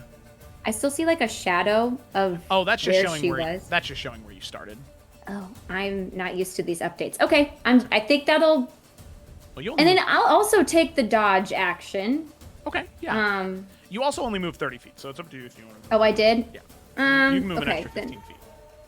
I know, but did I want to get super? I didn't know. Well, I'll have 60 feet the next time, so yeah, I'll go here then. I think that's about 45. So. Okay. Alrighty. Cool. Cool. So you can see all 4 of the ULG who see you just like hunch over and like hyperextend your spine and your limbs as the flame, just like magma, begins to just pour out of this toothy maw that begins to extend off of your face. Armor and weapons begin to meld into your skin. These long, like, dripping with flame claws as you just begin to growl and roar. Your voice sort of muttered underneath that hellish, infernal speech that's currently spewing out of it. You can see all of them, they kind of like move back in fear and then return to their positions, where there was a moment where they were about to break, but luckily they still feel like they have the upper hand here. Okay. Well, all right. But, I'm done. Okay, so you took the dodge action, so that's good. Yes, I did. Because at least the other 2, they're taking shots at you because they... Yeah. Nah. Okay. That only makes sense. So disadvantage and disadvantage. So we are looking at a natural 1 and a 14. So I believe those are both misses. Okay. Yes. Alrighty, cool. So that was their 2 spear attacks. This one is going straight for the mount on Desmond and Sunny. So we're going to get 2 more. These are just regular. Not with advantage, not with disadvantage. Ooh, okay. So that is a 16 and a natural 20 on the mount. So that is going to be 13 points of damage. So I believe leaves it at 6. As spears are stuck into its stomach, as the wolf just gives off this pained howl as the spears impact into its side. And Desmond, you can feel the wolf just slowly begin to lurch over to one side, but still staying alive. Okay? Alrighty. So that is the end of their turn. Then we come to this person over here, who is going to move, let's see, 5, 10, 15, and is going to throw 2 spears down at Bianca. So we got 1, 2. Oops, those were disadvantage. Banana. Actually, those were both 14s anyway, so yeah, those are both misses. As 2 more spears fly down towards you. However, you do see, getting around the corner, there is 1 more person over here on this ledge, sort of in the middle of the area. So let's see, what was that? Okay, so they're actually just going to go now. Oh, wait, never mind. They're at the top of the initiative order. Okay, all right, so then they'll go at the very top, but then we come to Keothi, currently prone, assuming she's going to stand. I would assume she would stand. I think that'd be in her best interest, yes. Okay. Yeah. And then no one's... I mean, is it worth it to, like, cure wound the mount so that Desmond and Sunny can keep going? I don't know. I mean... it does have 60 movement speed, so Desmond and Sunny would get 120 feet. That would be really good. Yeah. Right, they can... So I think she can get up, cure wounds, like, just walk the 5 feet over, cure wounds it, and then just, like, get here and die. Just get here and just, like, be out of the way. As, like, hug up against the wall or something. Okay, yeah. So, that's, yeah, that D8, sounds good. D8 plus 5. Just a normal cure wounds, which has a max of 13, so actually that would be perfect. Hopefully you didn't jinx it. Oh, nice! Oh! Hey! Sometimes good things happen. Hell yeah, man. Right. Okay, alrighty. So, sick. Yeah, fucking Keothi runs up, grabs onto the sort of neck of the mounted wolf, and begins to chant out some of that incantation. You can see her tattoos begin to glow that deep green again as she casts the spell into it, and you can see that as the Sunny is sort of like taking the spears out, as that blood begins to pour that maybe would have finished the wolf off, the wounds instead begin to close, and you can see that rejuvenation and stamina return to the wolf as if it was brand new. Alrighty, so Desmond, that brings us to you. Okay, how high up is the person who is... All of these people are about 40, 45 feet up in the air. Okay. Sorry, give me just 1 second to check. Listen. It's okay. You are also the one steering right now, so your movement speed is technically 60. Okay. Would it be possible, and if you think it would be too stupid to even try, you can let...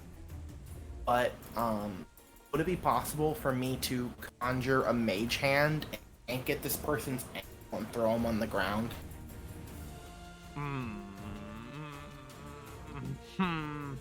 For a cantrip? No, it can't carry more than...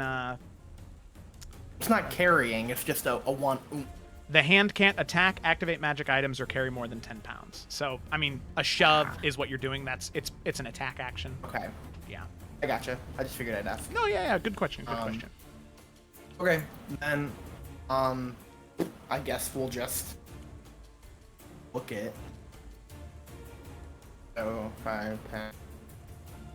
So, going over Keothi, that would take an extra 5 feet, just because Okay. it's difficult terrain, because Keothi's so big. 5, 10, 15, 20, 5.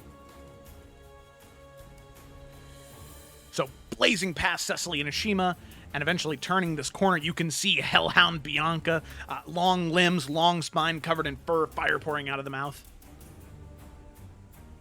Okay, is it, since we're being all transparent here, every time we get past one of these little lines, do the people behind it not matter anymore? No, they Or will still they do. all start to gang up? Mhm. Okay. Then, I will take my action to, give one of my thunderbolt things to guy on the right. Okay, alrighty, sounds good. Go ahead and roll for an attack. I have advantage since it's raining. Yeah, Sunny is still ragged, doesn't it? Okay, 11. Sadly, that's not a hit. These guys are fast. As you aim up the lightning launcher and fire off that bolt of energy, it flies up towards the creature, towards the blood thrall, but sadly it's just able to move its head out of the way, bobbing and weaving. The bolt of lightning just flies past it, unable to make contact. Anything else? And that's it. Okay, alright. So we come back up to the top here, with the Ueljeet up here is going to go ahead and just throw 2 spears at Bianca, because seeing that round the corner, nope. Okay, so 1, 2. So luckily, Bianca, you're still dodging. So let's see. That's 1 unnatural 20, and that was that 1 unnatural 20 turned to a natural 1 and a 6. So Yeah. those are both going to be misses. All right. So then we come to Ashima. Ashima, what are you doing? Sorry, I had myself muted for a second there. All right. So what I'm gonna do is just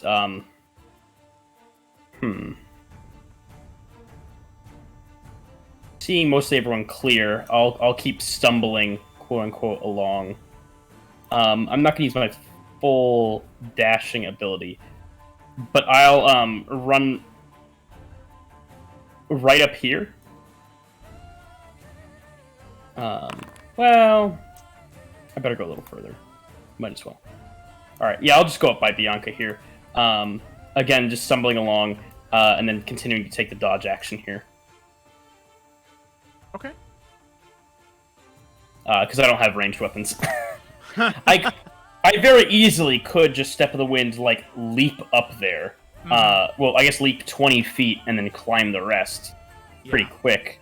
But, nah. I'd rather try and aggro them onto me and kill them. Okay, alrighty. Sounds good. So then we move to Cecily. Hey, before that happens, Joe, I was wondering, I just had this thought.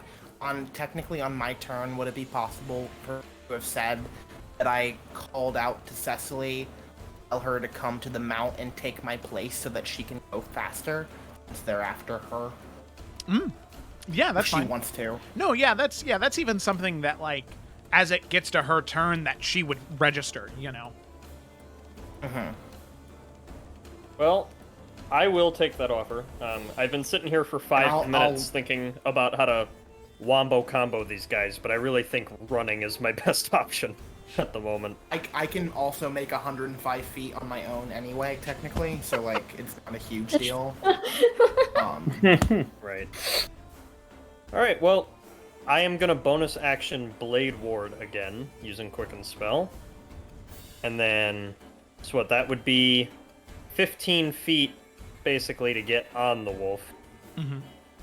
And then, how much does that leave me with to just use my action to dash on the mount?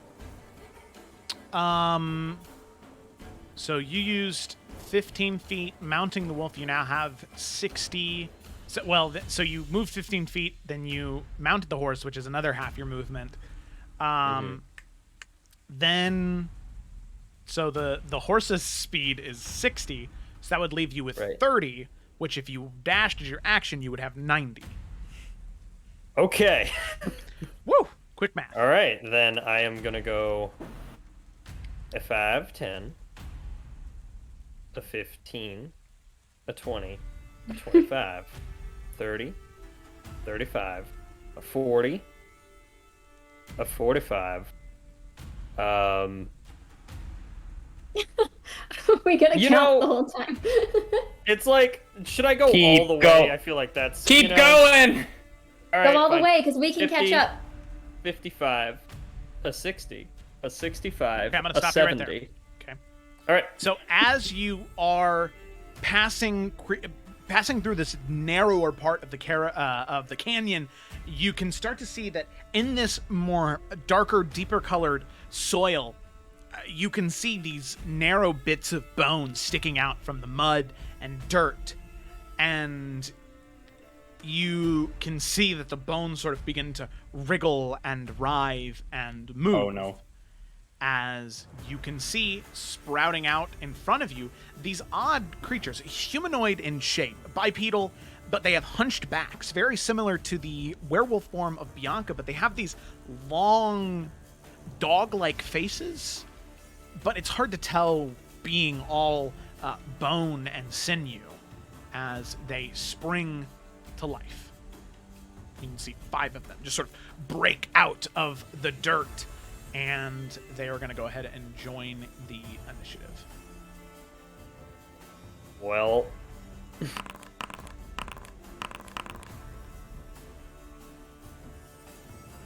Okay.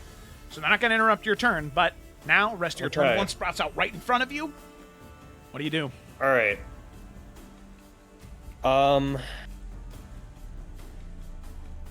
Yeah, fuck it. I'm gonna use the remaining chunk of my movement to back up a little bit, like here. And I'm gonna try to... Cecily's gonna try to get their attention and get them all to start... Because this spot here is kind of narrow, right? Yeah. Yeah, so I'm gonna try to get their attention and get them to all kind of start piling in right there so that I can fuck them up next turn. Okay. Rather than try to get around all 5 of them. That sounds like it's gonna go very poorly. Okay, so as soon as you move in and they start to come to life, that one knoll is going to get an attack of opportunity on you. Okay. So, I'm going to go ahead. So it'd be normal, but I do have Blade Ward. Yeah, so resistance. Is Sunny Yeah. giving her any protection? Sadly, Sunny was doing that for Desmond. Desmond leaving, that would have to be something that Sunny would need to do on their turn. Okay. So, that. I'm gonna Yes, okay. 1 club attack. Bop. Okay, so that's a 17 to hit, and that's going to be 4 points of bludgeoning damage reduced to 2. Sweet. I can take 2 points of damage. That's fine. Okay, so then we come to our first undead hyena-like creature back here, and it is going to move, let's see, 30 feet, so it's going to go 5, 10, 15, 20, 25, 30, and it is going to hold its action until somebody approaches it can attack.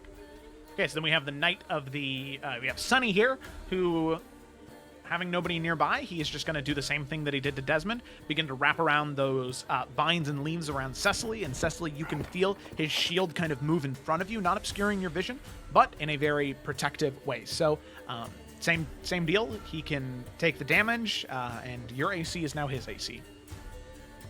Okay. Alrighty, so then we come to another knoll. This one is going to move 5, 10, and is going straight for Cecily, actually, as opposed to going for the wolf. So on its turn now, it's going to make a bite and a club attack. So 1, 2, AC 18, though, because of the Knight. That is a 2 and a natural 1. All right. Nice. Boom. Okay, then we come to the Blood Thrall here. It's going to go ahead and throw 2 spears down towards... Desmond, you shot at it. It's going to throw the 2 spears down towards you. Now, you didn't take the dodge action, so that means these are just going to be straight rolls. Okay, so that is a 13 and a 17. 13 misses. Okay, so the 17, that'll be 5 points of piercing damage. All right, so then we come to Bianca. All right. She's going to... Wait, I need to get off that. Okay. She's going to see that Cecily's in that kind of corner thing. She's going to come around. Yeah.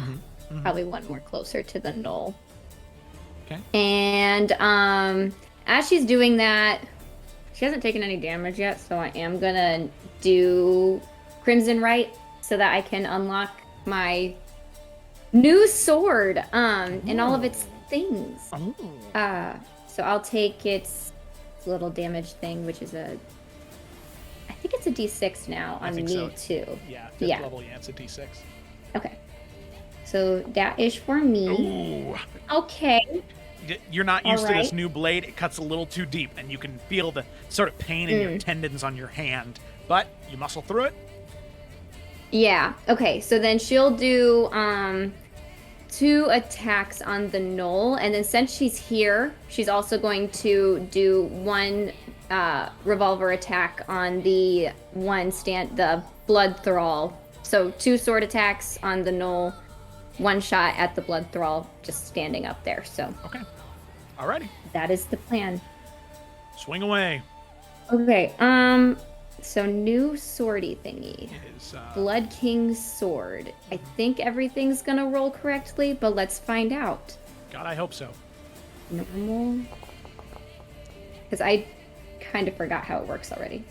Yep, that's it. That works. All so right. you can see the blade sort of like as you pull, that extra deep cut really gives enough blood for that blade to begin to crackle with that yellow energy and bubble with that necrotic blood that turns this like sickly reddish green color, crackling with these bolts of yellow energy.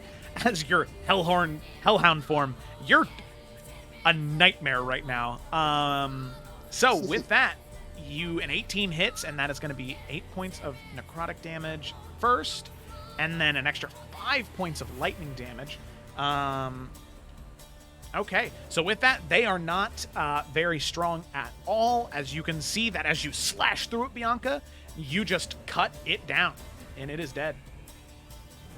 All right, and then since that was only 1 attack, she'll do 2 attacks on 2 gunshots on the Blood Thrall, just for funsies, because we're here. All right, sounds good.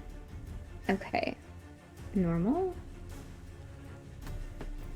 And normal. Okay. There we go. 11, that is a miss. But then, and a 10, that is a miss as well. Oh, is that a 3? 9. Okay. All right. So, you That's okay. fire both shots off. Luckily, a 3 is not a misfire, so luckily the gun doesn't jam, but you can feel it get close as you fire off 2 shots, aiming up towards it, but sadly, due to the mist, sort of obscuring your vision a little bit, the bouts of She doesn't flame. have good eyes. Yeah, it's not working out super well for you right now. All right.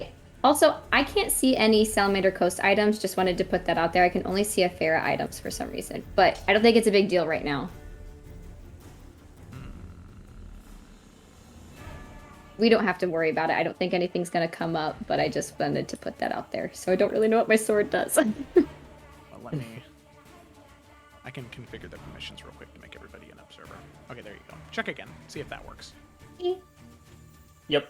It do. Yay. Okay. Thank also, you. go to the journal to see what the description was on the Bloodblade, because there is where I put all of the technical stuff where you don't have to worry about, like, clicking through the pages of the weapon.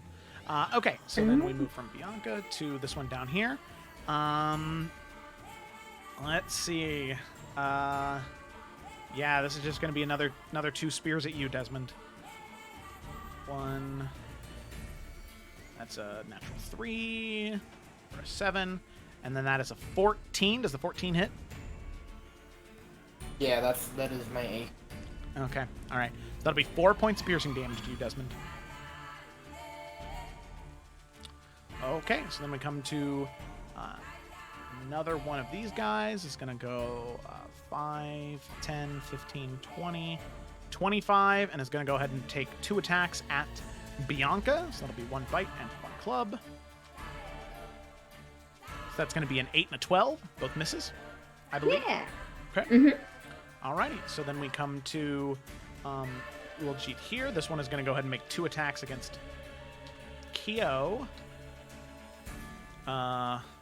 That is a 21 and an 8. So the 21 is for 7 points of damage. 8 is a miss. Moving on. 7 points on Kyo. Yep. Okay. To another one got it. here. This one is a pretty good shot of Ashima, so it's going to do the same thing, but these are both with disadvantage, right? You still took the dodge action? Yes. Okay. So that'll be a 16 on the first one and a 7 on the second one. Ooh. Yep, Yeah, both that was misses. That was a 15 and a 12. Okay, cool. Awesome. So, both spears fly down. They both impale into the rock next to you. Luckily, you're able to dodge, and with that comes to Kyo. My vote for Kyo personally is that she action dash and then bonus action healing word on Desmond as she's running past him. Yep, agreed. She's got a hustler bustle. Because then she can your just get all left. the way up here. So, if there are any objections to this union, voice them now, but I suppose I will roll. I now pronounce you Stop the action wedding! dash. Oh. Stop the wedding! An ogre. Alright. Max healing again. Kyo is Oh on my a roll. god! She's like, no! Do not hurt my Okay. friends! Alright, take your So 9 she HP. can down. get- Guys, can somebody take over for me on this next turn? Yep, yeah, I got you. Okay, here. Yeah, Boom. I'll add the 9 HP to him. And then Kyo He's at full. can get all the way there. Hell yeah. Boom. Just He's woman on a mission. less form, more big legs. Yeah. He's those legs do go all the way up. That is true. All right. Okay. So moving on from Kyo, then we have another Knoll who is going to go 5, 10, 10, 15, 20, 25, 30. I'm gonna get right about there and hold their action until somebody sort of comes up in their face. Okay, so then we do come to Desmond now. So Connor, you've got control of Desmond. All right. For now, let's see. Sorry, I just closed his page here. Pop that out. We keep doing Okay. that tonight. I know, right? Well, he's gonna use his full movement just to catch up first. Okay. So Fair to me. pop up by Kyo first. and probably come right next to her. He's got his sling, so I don't want to use any of his spells just in case, you know. But yeah, he'll go ahead and shoot his sling at the fella on the perched little rock in front of us there to the north. Okay. All right. Fire away, fire away.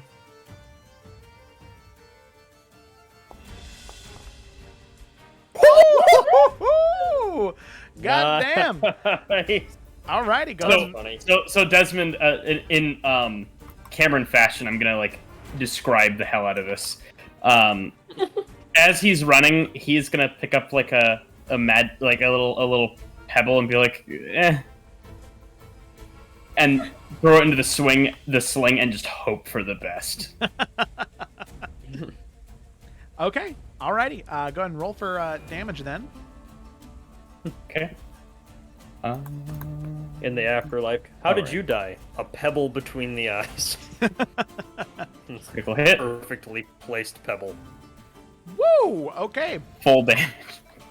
Full damage. Jesus Christ. Okay, so with that, 12 points of damage. Gonna go ahead and make a dexterity saving throw to see if, because this is a very unstable pillar they're standing on. Where's that? Oh, they better fall. That'd be amazing. That'd be great.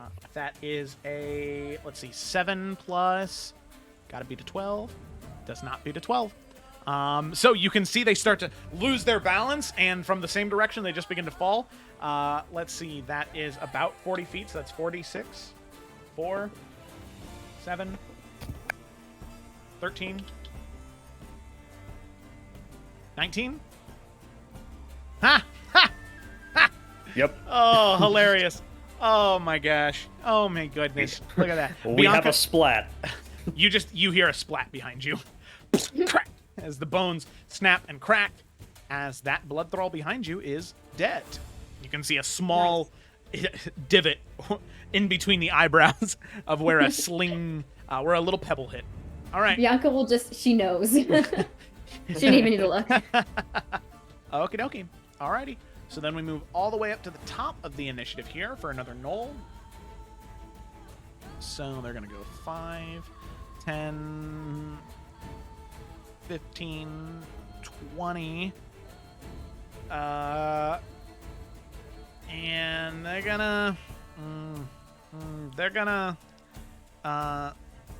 make 2 attacks against Bianca. You're definitely the bigger target right now. 1, 2. Okay, so that is a unnatural 20 and a 13. The first one hit. Okay, that'll be 5 points of piercing damage. Okay.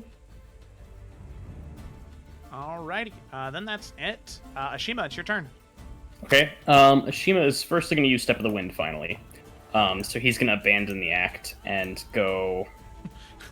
Oh no! Oh no! All right, I'm out of here. Bye. He's going to run up here. Nice. Yeah,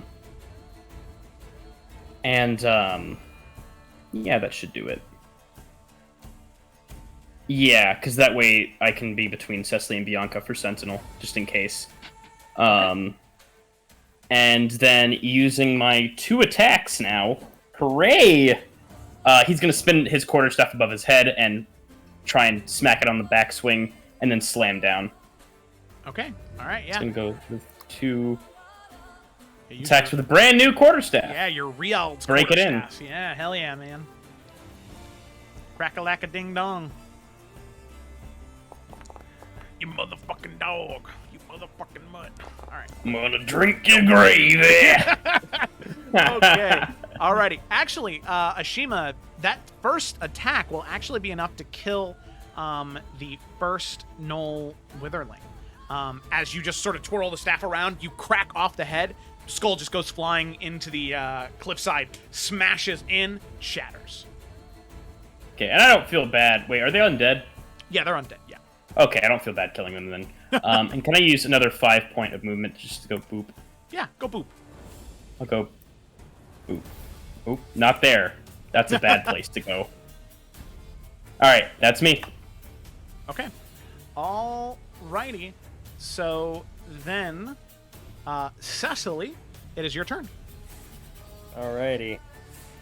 And let's see. When does this one? Okay. So I'm gonna use Lightning Bolt. Yay! The question is, do I somehow get here and cast it diagonally on these two? Or do I get, like, right here, right there, tell Ashima to duck, and then get these two? Which one makes more sense, rules-wise?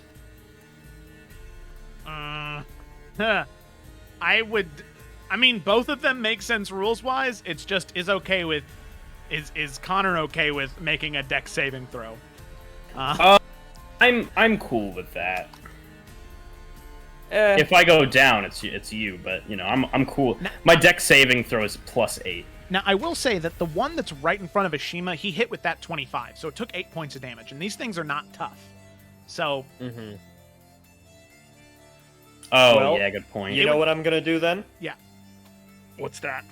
Here's what I'm gonna try to do. I'm gonna get here. I keep moving Kyo. I'm gonna get here. I'm gonna, I can use Quicken Spell to make Shocking Grasp into a bonus action. Okay. And I'm gonna try to just take that one out, and then use the rest of my movement and then my action to Lightning Bolt the other two. Okay, yeah, go ahead and roll for an attack. There's no metal armor, so it's not with advantage, but it's just a straight roll here. They're not hard to hit, Right. but let's see what happens. Alright, I may use Point of Luck. We'll see. Smoke them if you got them. Use them while you can. Yeah. Yep, sadly, that's still a miss. Point of Luck. Point of luck. Point of Luck. What it does. Oh, and you had that crit on. Yeah, just hit the plus button in the chat, because that'll roll with advantage for you. Okay. So like right next to the 8, we'll hover over it, roll plus. Tap it, Cool. tippity tap the plus. Click, clickety clack.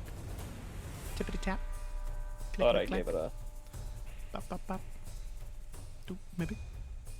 It ain't doing it. Hold on. Alright, let me just... I'll click it over here. There we go. Okay, that is a hit, and that is... Yeah, that's more than enough. The 13... Alright. Just detonating the bones, turning them to just blackened ash. Alrighty. Boom. And with that one out of the way, I'm gonna, like, just... Bloodborne combat roll, through this spot up here. And then... And, yeah, it's old blood time. Alright. Then, so that was 2 spell points for Quicken Spell, another 5 points for Lightning Bolt. Yep. Here we go. So, yeah, so Cecily, you're gonna see her basically make Shocking Grasp in either hand, and then spin her arms around in a almost like runic circular motion, and weave it all together. And then there is going to be just like a deafening crack, like when lightning hits a tree, as it just splits out of her arm. Oh, hell yeah. And it is, my save is a 14. Okay. Cool. Look at all those dice. What? Why is it plus 48? Oh, because it said it was a critical hit. Oh, okay. Well, it ain't. So it's 34 points of damage. Yeah, I was like... Keep it. Hold on. Why not just keep the crit mark? Yeah, I mean... Yeah. They're gonna die anyway, aren't they? Yeah, they're even half damage. What is that? 15 plus 2, 17. Yeah, half damage, they're dead. No, I'm not even gonna roll for them. Yeah, they are just fucking vaporized. All right. They vanish. Like, so you crack, that deafening noise happens, tears through those 2 gnoll witherlings, just absolutely decimates them. Nothing is left but like bony feet and a pile of ash, and that is it. Yeah. Now, I imagine it's just like the speed of lightning too, so it's not like a magic like pew, like it's just like for 5 frames lightning is there and then it's gone. Just Now, here's the other thing. So you dismounted the wolf then, right? Yeah. Okay. So then, Yes, I did. If you wanted to, the knight, Sonny would come with you. But if not, he'd stay on the mount. I can just use the rest of my movement to get back on, I think, right? I only Yeah. moved like 10 feet. Yeah, if you wanted to, yeah. Okay, yeah. Move back to where So you I were. will literally do all that shit and then Dismount. just come back and get on the wolf. Dismount. Shocking grasp. Combat roll. Lightning bolt. Run back around. Mount the horse. Done. Yep. Hell yeah. What an active turn. You're like a camper. Like that's what you just did. Yep. Okay, alrighty. So then we move to the only knoll, at least as far as all of you can tell, that is alive. They're going to move 5, 10, 15, 20, 25, 30. And right around the corner, they are going to... let's see. Yeah, Bianca's still the most intimidating target, so that's just going to be 2 attacks against Bianca. Bianca Dosang. That's a 15 and a 19. Is it in favor of this? Well, yeah, it's in favor of the swinger, so both hit. So that's 10 points of damage total. Okay. 4 for the bite, 6 for the club. So as it like bites into your arm, you can see this equally.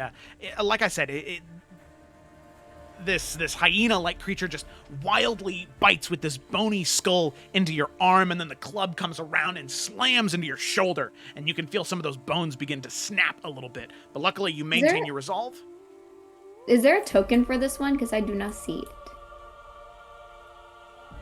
Oh yeah, that is weird. Oh yes. Okay. So, So, now here's the thing. Here's the thing about these ones. Yeah, they were hidden because this one has already been killed, right?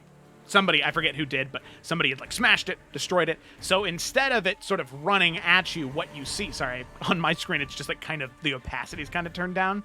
Instead, what you see is on the same number of the initiative order, you can see one begin to like run down and slide down the cliffside, coming from that upper area and begin to make its way towards Bianca, and then do the same thing. So, Ashima, you would be able to see it kind of running down and slide down that cliffside, run around, take the bite, and the club attack against Bianca. So like I said, the enemies are just going to keep coming.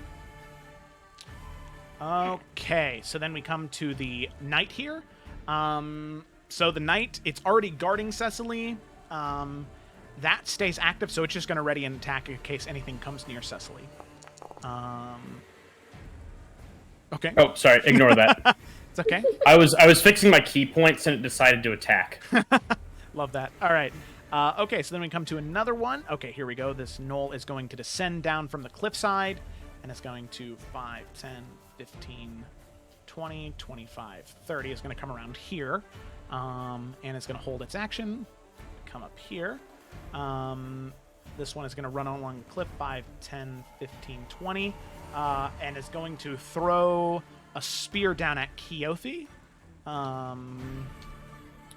because the Goliath is... So that's a 12 and an 11. So those are both misses, I'm pretty sure. Yeah, Keothi's 16. Yep. Okay. Alrighty, so then we come to Bianca. Okay, I'm gonna try and kill this one in front of me and then run again. All right. Take us a slice. Slicey, slice, slice, slice. And An 11 hits for 7 points of necrotic. Yep. all right. And then I'll add the D6. For an additional 2 points of damage. Okay. Still standing. He's still up. All right, I'll swing again. Provided this one hits, that will be enough to do it. Okay. Why won't it pop up anymore? Okay, this is fine. Oh, there it is. Haha. And oh no! Oh, that's such a sad natural 20. Oh. It's hilarious. She just suddenly is like, "You didn't die the first time. I'm gonna fuck you up." Okay, yeah. So you just tear into it. Bones just scatter all for over. no reason. Absolutely, acid through the bones, decimated. As there's just this small collection of bony mass that is just now beginning to build up in this small pass right here. Okay, alrighty. So another one dead. Path is clear though. Yep, she's just gonna run 60 feet straight then. Let me see where that takes me. Do-do-do-do-do. My screen isn't big enough for 60 feet. Oh my gosh. Okay. Okay, it's a couple more than that, so I'll just bring her up here. And then I think I can move like 2 more spots after that. So I'm like here. Okay. Alrighty, so you're not yet crossing the line, but you are close. Nope. Okay. Oh wait, am I going down a ditch that direction? Yeah, that's the only way you can go. Yeah, because like I said, this elevation is so high that you kind of have to Stay. you Okay, have to so stay like within- here-ish stay then. within the path. I'll be here. Okay. All right, cool. So then we come to this one right here. Yeah, this one's going to have to go 5. Whoa, whoa, whoa, whoa, whoa, whoa, whoa. Where are you going? Where are you going? Okay, so 5, 10, 15, 20, 25, 30. And then they're going to use their action dash. 35, 40, 45, 50, 55, 60. Move there. Can't attack, though. All right, so we have another knoll. This one is going to slide down once again and is going to make its way right here, sort of blocking this path, holding its attack for someone to come through this way. Alrighty. So then that is the end of its turn. Then we come to another... Ooh, wow, this one's very far away. Okay, so we're going to go 5, 10, 15, 20, 25, 30, 35, 40, 45, 50, 55, 60. Okay, that's as far as they get.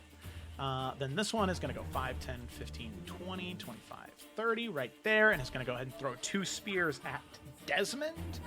1, 2. So for Desmond, that's going to be a 16 and an 8. The 16 hits. Okay, 5 points of piercing damage. 16 hits. Oh, you're back. I didn't know. Sorry. Oh, it's okay. I just got back like a minute. Okay. Thank you, by the way. Yeah, you're welcome. You killed a guy. Alrighty. So then we come to Kyo's turn. I mean, You should dash run. again? Yeah.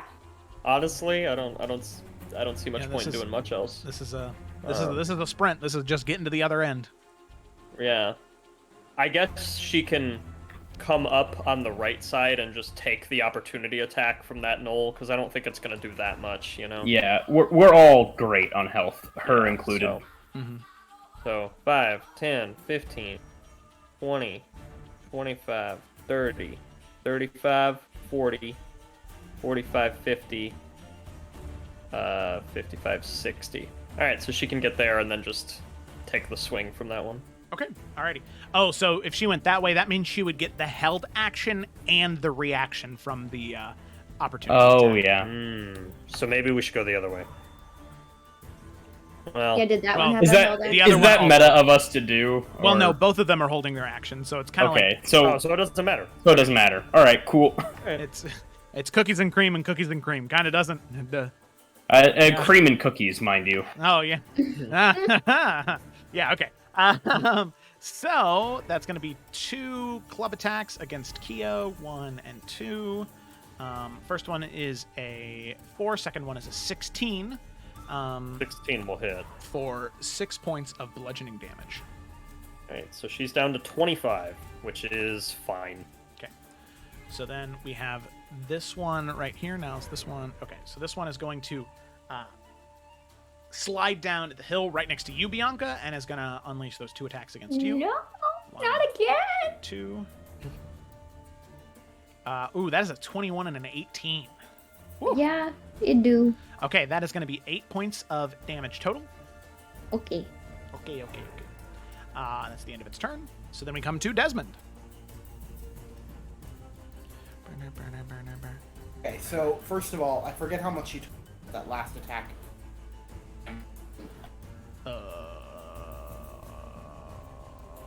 5 points of piercing damage. Sorry. No, it's okay. I just didn't want to interrupt you on a roll. Okay. I'm going to ask another thing that you can tell me that I don't have enough movement for. Is there any way that I can, with my bonus action dash, climb up the hill and get behind you guys who are right here? Like right in that area?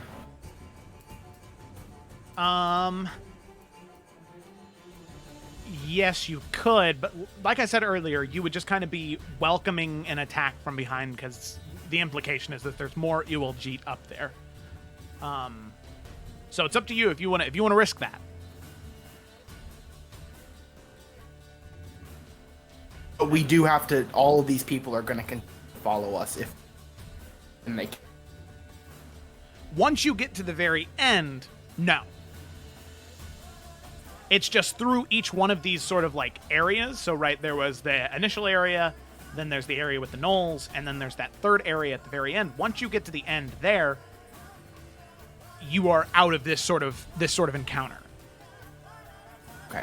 I won't worry about it. Okay. Yeah. And then I will just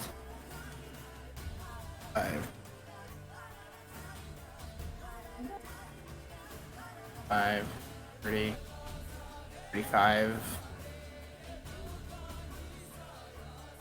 And I am going to, I guess, bonus action dash. I'll take the attack. Okay. So, no, it already 35. used its reaction, so it doesn't get the... Oh, it did? Okay, cool. Yep. Can I go on the space that it's on, or do I have to go? You are not an ally, so you cannot share space with it, no. Okay, that makes sense. Well, I mean, it's 5 feet, Jim. I'm a skinny. Actually, okay. 5, 30, 5. And I will shoot my lightning launcher at the one next to Bianca. Okay, all I right. appreciate.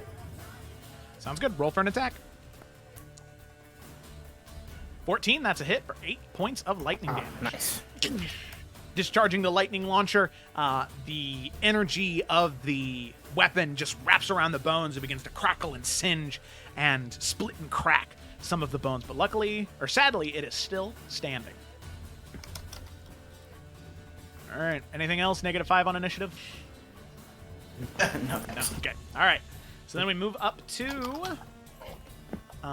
let's see. Another gnoll is going to slide down here and is going to make its way 5, 10, 15 to next to you, Desmond, and is going to make a bite and club attack. 1, 2. So that is going to be an 11 and a 19.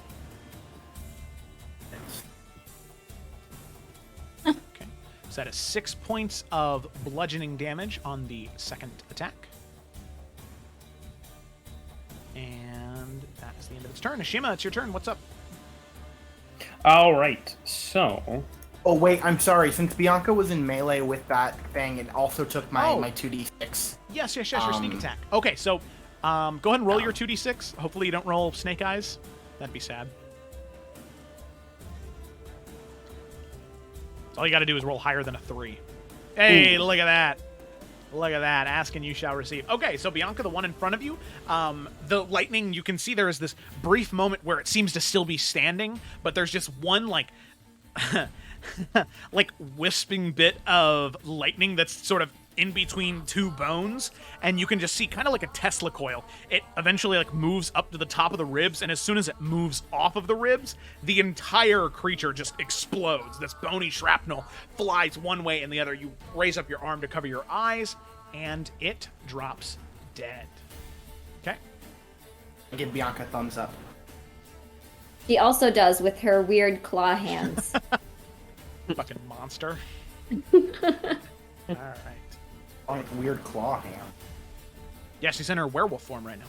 Yeah. Oh no, nothing wrong with claw hand. Oh, that's right. All right, so Cecily, then we come to you. So you've got 60 feet of movement and 18 AC. Right. So, and Sunny has a ready Okay, attack, it's fine. doesn't he?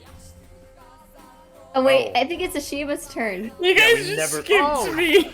Sorry, my bad. I was like, wait, and Mark keeps going. I'm like, no. Okay. I'm sorry, that was my fault since I interrupted at the beginning of. Oh, yeah. I'll be fast. I'll be fast. I'm gonna go 15 feet here. 2 attacks in the knoll. Okay. Click, click. Click, clack, Click. clack. Click. Oh, Jesus Christ. All right, so what I'm gonna do is I'm gonna put my quarterstaff like in between its like a skull, right? Yeah. At the cranium. I'm gonna put my quarterstaff in between its like mandibles and just like smack up and down until its jaw comes loose. Like it swallowed a bouncy ball. Yeah. It takes about 3, and then eventually the top of the skull just sort of flies away from the jaw, and then the jaw falls down to the ground, and then the creature just sort of, the bones clatter onto the ground. All right, and then we're gonna get another, those 15, so yeah, another 15 to come up here to Desmond. Boom. Either of you need healing or you think you're good? I'm fine. Little pat in the back. I'm not too. Keothi's fine too. Okay, I'll save my key then. Okay. Alrighty, sounds good. Cecily, it's your turn. Or sorry, Ashima, was there anything else? Nope, that's it. Okay, I'm done. right. Well, bonus action, I want to punch this guy. Bitch. Just like running, like a forward punch. Because I got a bonus action, might as well use it. Yeah, exactly. Clickety-clack. It should be a D6, so I'm just gonna put it into the chat here. Oh yeah, I don't know why your unarmed strike didn't move up. Oh, you still have to make an attack, yeah. Oh, right. Just ignore that. Undodgeable fist.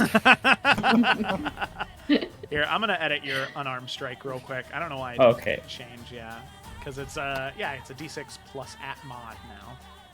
Nope, not a D5. That's weird. Okay, there you go. There's that. And then, yeah.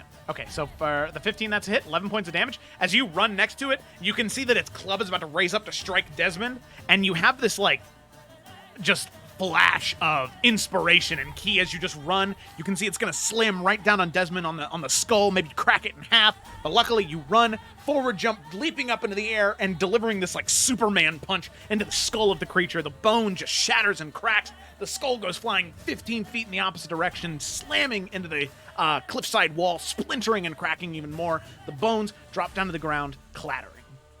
Beautiful. Thank you. No, thank you. Oh, thank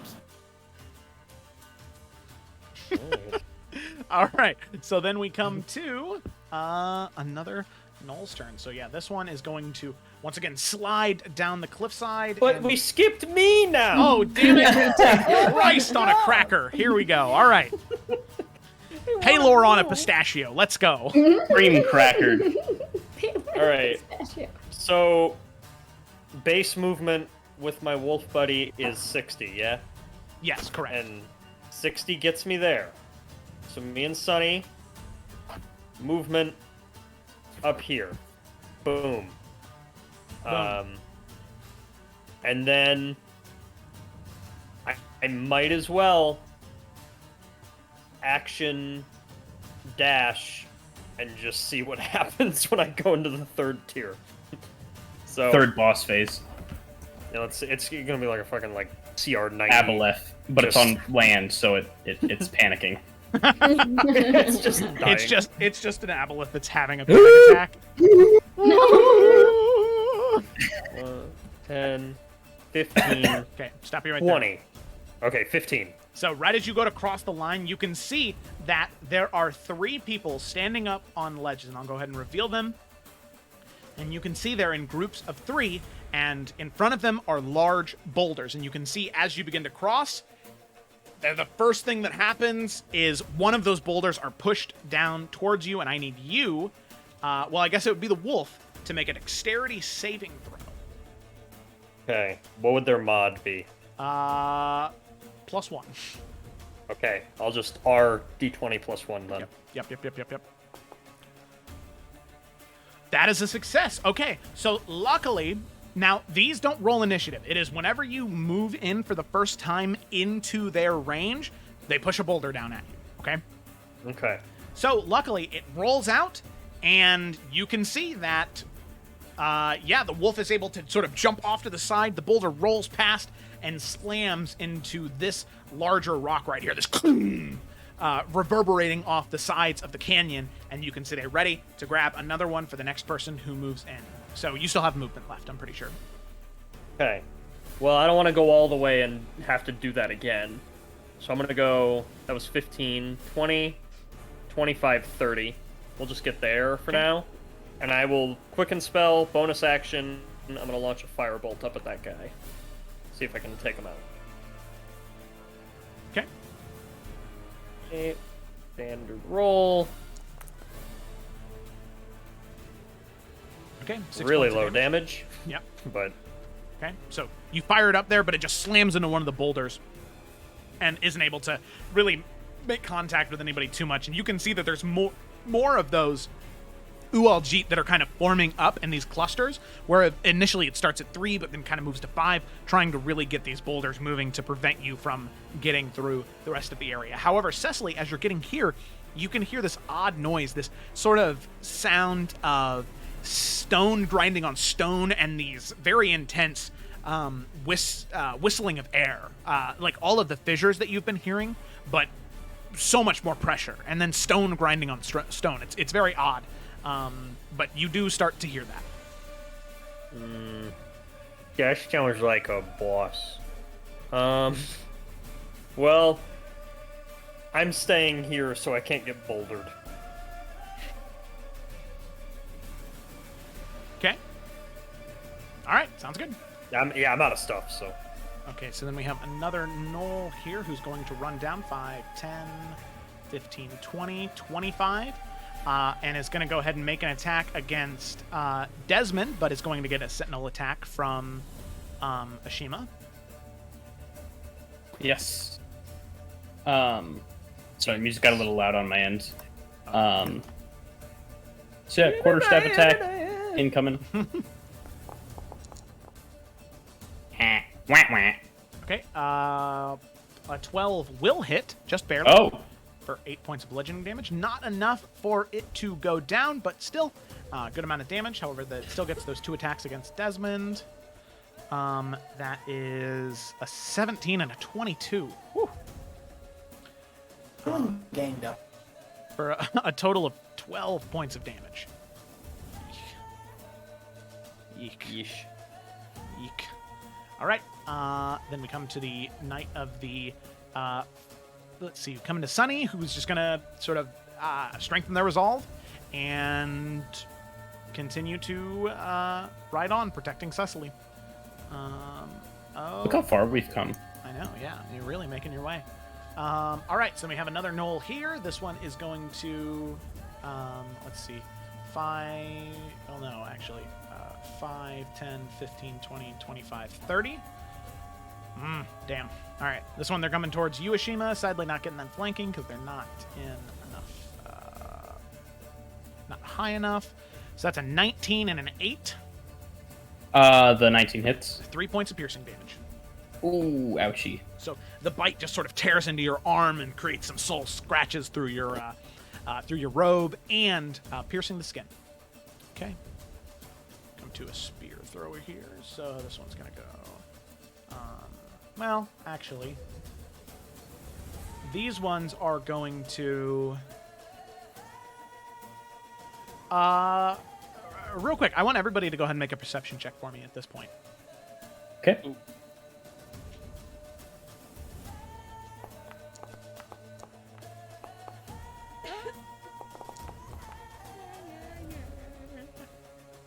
So we got a 12, a 19, a 20, and I went a ahead and rolled 17. for Keo. Nice. Okay. So, Bianca, you are 2 in the thick of combat She right needs now. contacts. Yeah. Well, it's a hearing.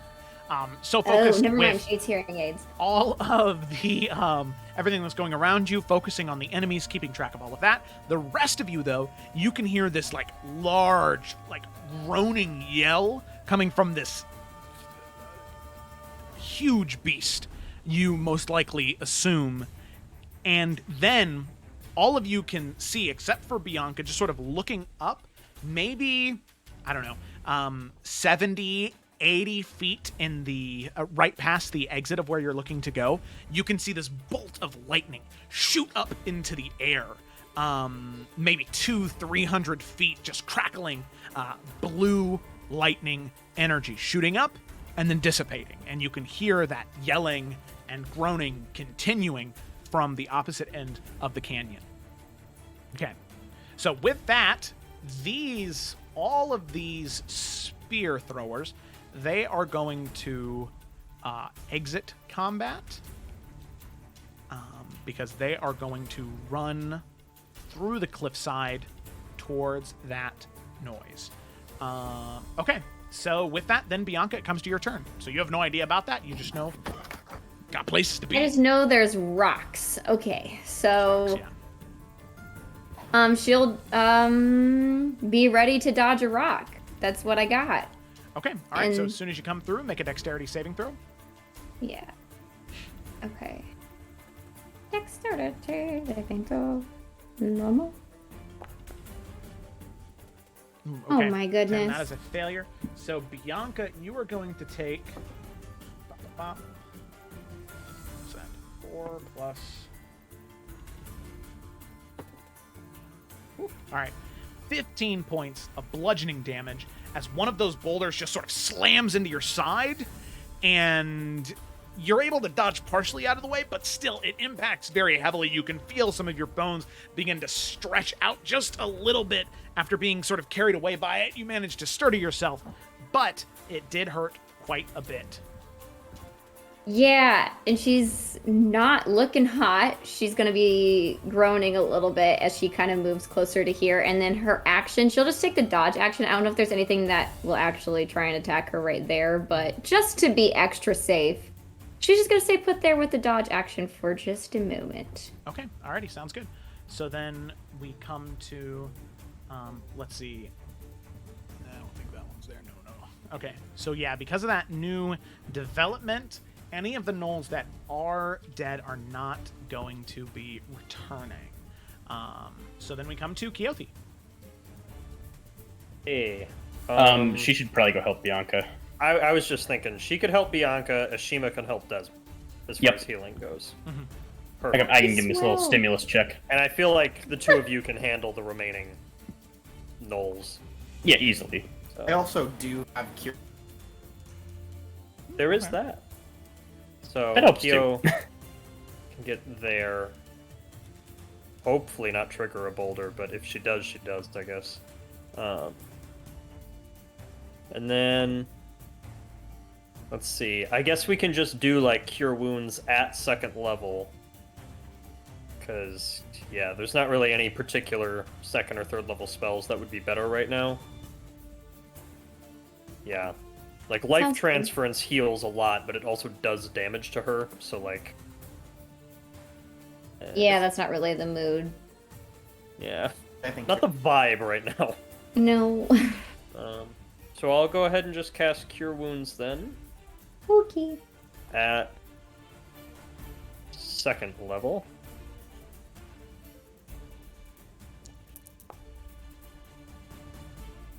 Okay. Ooh. Woo. Take that 17 So you HP. Yay! That's wonderful. Thank you. Yeah. You are welcome. Stay strong, you creepy wolf thing. Oh, okay. God. So yeah, I guess that's your turn there. Okay. All right. And some A+ role playing from both of us. Alrighty. Desmond, you are good to go. I am going to bonus action disengage. Back up a little bit. I'll take a shot at Whole Withering left of.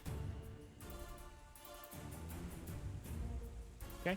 Okay, so you will take the attack of opportunity there. Even though I disengaged? Oh, you disengaged. Sorry, yeah, you said that. My bad. Sorry, Kayla was walking past and waved her hand in my face.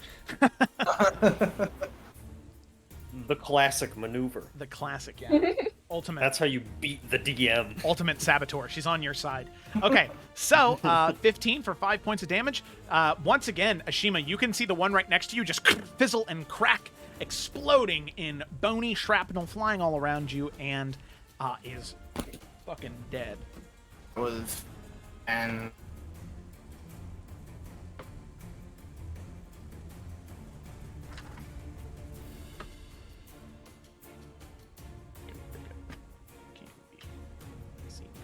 got this, Ashima. Thank you. Okay, alrighty. So then, it is Ashima's turn.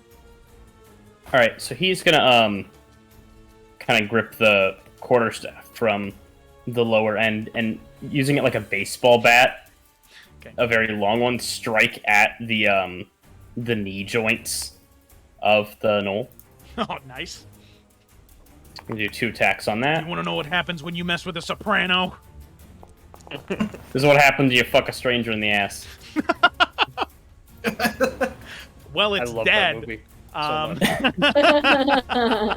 gonna leave it there with its knees cracked. Yep, and you can see that it's still like able to like move, but eventually it just kind of stops and gives up. Oh no. I like when it comes to like undead and demons, Ashima just turns into a Street Fighter character. Yeah, well, he doesn't care about them. Yeah, right. They're not living. It's mercy. It's just, street mercy. Yeah. Okay. Alrighty. Anything else, Ashima? Yeah, I'm gonna, 20 to get to there. Or you can use shift.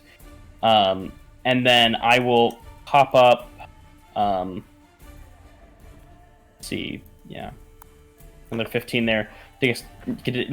Words to get next to Desmond and used Hands of Healing. I'm gonna do it for 2 key points. Okay. Oh, that's not what I wanted to do. Okay, 12 HP. Oh, balls. It could have been better. But yeah, there you go, 12 HP. Something. Yeah. Okay, now, as all of you get to this same portion, all of you are caught up, I am going to give you a choice. You can either choose to do, and there's no threat of any of the gnolls or any of the spear throwers, I'm going to give you the choice where you can either choose, each one of you, Bianca and Cecily, you will only make 2 dexterity saving throws, but then Ashima, Desmond, and Kyo can make 3 dex saving throws, just to see how much damage you take, just sort of trying to just go for it and sprint all the way through it, because right now all of you are clumped together. So do you just want to go through that, or do you want to try and do something tactical? What do you want to do in this moment? You can either make a mad dash for the exit, or you can take your time. So you can probably guess what my answer is, but that's biased, so. Yeah, I think Ashima and Desmond fine with that, but I don't know if Kia. Right. 5.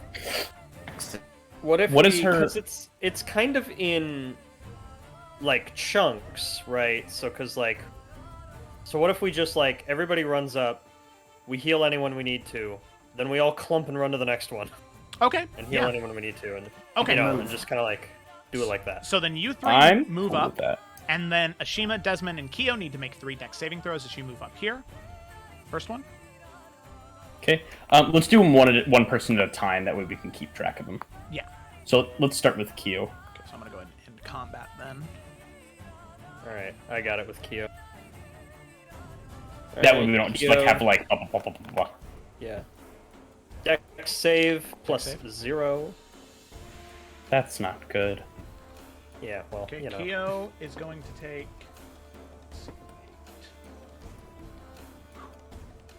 Kyo's going to take 12 points of bludgeoning damage as one of the boulders slams into her arm, but she does make it rendezvoused with all of you. Right here. Yeah. Cameron, you take no damage. Desmond, as you sort of dodge out of the way of the rock, this is an all or nothing one. And Ashima, you also succeed as you make your way past it. I say Kyo, she's got 2 more first level slots. I say she could just cure wounds herself and then cure wounds Bianca, and then we can go do the next one. If it does Cure Wounds require an action? Yeah. I think so. Okay, then I'll just pump 2 Hands of Healing to her. I also Okay. can give a. Oh. I don't Well know then, how yeah, much Desmond, if you want about- to do that, you're also adjacent. Yeah, so. I only have 2 spell slots, but I can do that. Okay. So, Desmond, Cure Wounds, Bianca, and Ashima, Hands of Healing, Kyo. Is that what I'm hearing? Yeah. Yeah. Yeah. That way we can preserve Kyo's big healing stuff. Oh, if we need it. Jesus. Okay. Wait a second, that's it's not possible for me to get a 4. Because it's my martial arts die. So, but It says 6. yeah, it rolled a 1d6. So 1d6 plus 3, right? Because it's your wisdom modifier? Yeah. Oh. Yeah. Okay, not your. Yeah. Yeah, it's not. Yeah, your, yeah, okay. yeah. Yeah, I'm an idiot. No, you're good. You're good. Okay, so Kyo. getting Everyone in chat, please make fun of me. Haha. Oh. Idiot. So 9 to Kyo then? No, 13. 13 to Kyo. Mm-hmm. Yeah, 9 to Bianca. Yes. Okay, cool. Okay. All right. All right. So this time, Cecily and the Knight are gonna go first. Go ahead and make your Dex saving throw +1, mounted on the wolf. Okay. I was +2, but oh well, either way. That's not... Yep. That'll be 14 points of damage. So your mounted wolf is currently at 5. Okay. And then does Cecily take any of that? No. Nope, it's just a wolf. Okay. Yeah. Alright, so the wolf is at 5 out of 19. Okay. Alrighty. So then, Bianca? All right. My turn. Dexterity. Normal? Okay. Why Bianca, not? We're gonna take the 2d12. Why not? 3 plus... That's 10 points of bludgeoning damage. All right. Move past. Kyo next.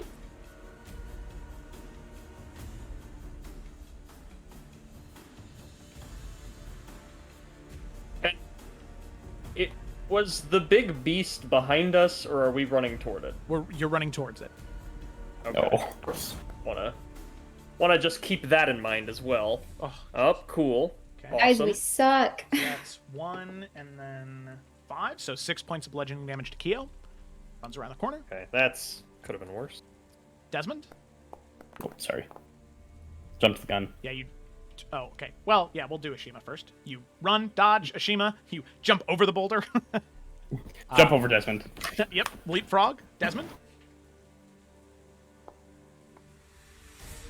Nice. Ooh, you know what? He jumps over me. You know what, Desmond? I'm gonna give you that you dodge over this one and you just continue to move past everybody. And I'm gonna give you the go that you dodge past the second one as well. Nice. Ooh. Yep. Okay. Sick nasty. All right. So Cecily and the Knight. Cool. I will say, Desmond, if you wanted to use Cure Wounds on anybody as you were passing, I would give you enough time to do that. But I don't know if you want to expend that second spell slot. Are we gonna fight this thing tonight? We don't have time, do we? Maybe. I don't know. Regardless, I would say save it and Kyo can heal people. Yep. Man. Because we might need it. Hey, listen. The game keeps going till I say it stops. All right. Joe, I just want to go home. Nice. Oh. The wolf did well. Nice. The wolf, jumps over the rock, makes it back with Desmond. Okay. I'm gonna look back at Cecily and say, I won. Cecily will respond, "Fuck you." But Okay. I say Kyo should do Cure Wounds on Bianca before she runs ahead, Okay.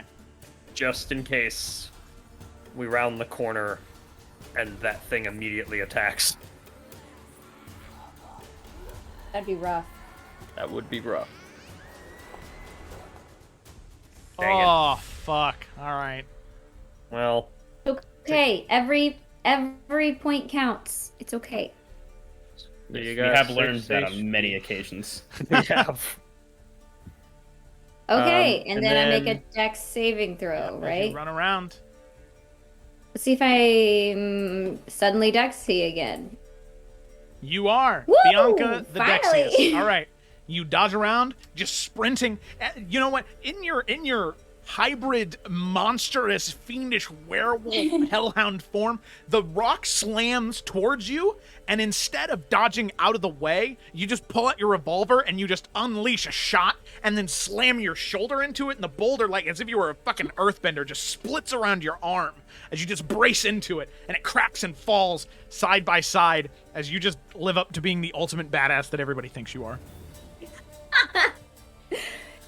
All right, let's go. All right. Fuck that Save boulder. for Kyo.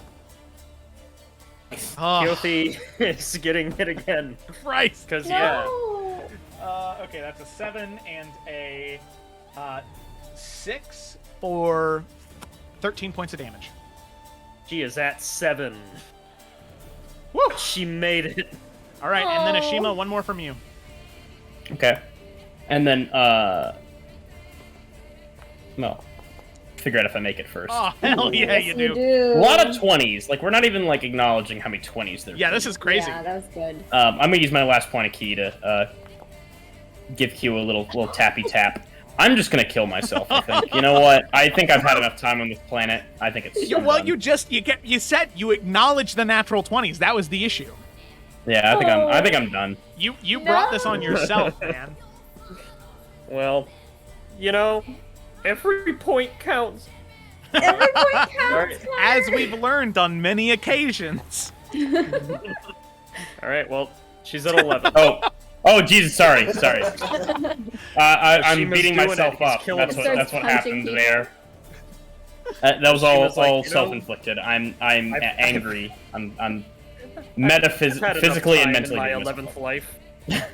Okay, so with that, all of you managed to break through that rocky area, and what you end up seeing is something that none of you have ever seen before. That, Cecily, I mentioned that like grinding rocky noise with the different fissures of air. You eventually now see what that is, and I'm gonna move you to an image here. What all of you see is darkness first, because I hate new software that still doesn't like me. So you can see all of these hexagon-shaped rocks in front of you, sort of framed out in this canyon. Except you can see all of the fissures are underneath as the steam is escaping, but it is shooting these rocky pillars up into the air. And then they fall back down in this crunching and cracking noise. Now, luckily, all of you are able to, using your timing, it seems like none of the enemies are following you through here, because you can see that there are all of these lightning scorch marks all over the ground, just coursed down on there as if different bolts of lightning were shot off here. And Cecily, you recognize these lightning scorch marks very well. But there's no creature, and you can see different claw and scratch marks as you're making your way through, and there are times where you're sort of like propelled up into, like all of you are shot up in the air like 10-15 feet from one of those pillars flying up, but from the natural heat, that steam and air shooting up from the ground, it sort of softens your fall as you land, creating this super light and airy movement, almost like you're like moonwalking, where you're just kind of moving up and then floating down and shot up in the air and then floating down. But eventually you make your way through this area after maybe 15-20 minutes of just sprinting, and you can start to hear those roars and those bursts of lightning even more now. You can hear the yelling in this foreign guttural language, and these different pieces of rope snapping, and spears being shattered, and claw attacks scratching on stone, and eventually you break into the second area of this canyon. And let me go ahead and just real quick. Look, it was called Canyon 1. Oh, damn. We should have known. Out of the frying pan and into the fire. So the thing that is very odd to all of you, and let me just go ahead and move you into your marching order, since I know what it is right now. Then Bianca, and then Ashima, and then Desmond. So, as all of you make your way out of that narrow passage, the ground beneath you turns from that rocky stone to metal. As you're standing and you look down and you see this, like, it's odd, this, like, almost oxidized copper, where you can tell the deep hues underneath, but it is currently streaked with these teals and navy blues of just rust and mold. Plant life and greenery having grown over it. And Cecily, as you sort of look out and you see the area in front of you, you realize that you've come up on the other side of the craters, and you are on the canyon, and you can see that now, instead of being below on the lower levels, you're now above, and you can see that you're not standing on just a platform of metal, but this is a sword, a giant sword, and then you start to see the sight around you. So I'm going to go ahead and pull you all to the scene here. And you can see that you are currently standing on a sword that is maybe 40, 60 feet long. It is absolutely huge.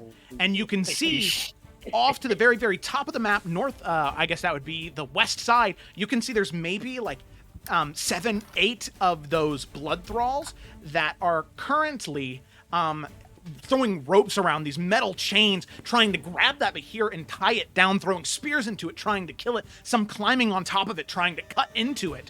Just this absolute massive attack as it's currently riled around and trapped inside the skull of this giant. And you can see that running towards you are maybe 6 or 7 of those gnoll witherlings, just like scaling and climbing, trying to maintain their balance on this sharp, thin blade that is currently like resting in the bony hand of this giant. So as all of you get there, you have a choice. The Behir will probably die if you do nothing, but it's up to you if you think you could gain something from that if you happen to save it, or you have a very clear path to the exit of this canyon. I think that we have a moral obligation to help it. Do we? Yeah, do we? I mean, I think it's really cool and I want to talk to it. See, for once, I very much agree with this irresponsible plan.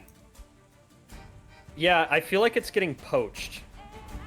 And Right? that makes sense. That's not Shima's okay. not cool with that. Also, we hate Also, who duologies, knows what so, they like, would like, and what would they do with Adi? Because I mean, didn't we discuss the last session that like it has a lot of things that you could probably use from it? Right. that Yeah, would it is upgrade very if they got alchemically and magically volatile. You could create Yeah. some very, very dangerous things using the lightning sacks, the teeth, the skin, the hide. I mean, anything. Yeah. So But I just also- thought, if we don't do this now, maybe later the Ualjit's gonna have some crazy lightning weapons, and we're gonna die. I think we should care of that. And furthermore, I remember that Bianca remembered, because I certainly didn't, that they, on occasion, do speak sentient languages. Right, like they're smart enough to, yeah. Yeah, maybe not necessarily common, but... So this is like this is like elephant hunting, basically. Like, this thing is very, very smart, and they're poaching it. Yeah, correct.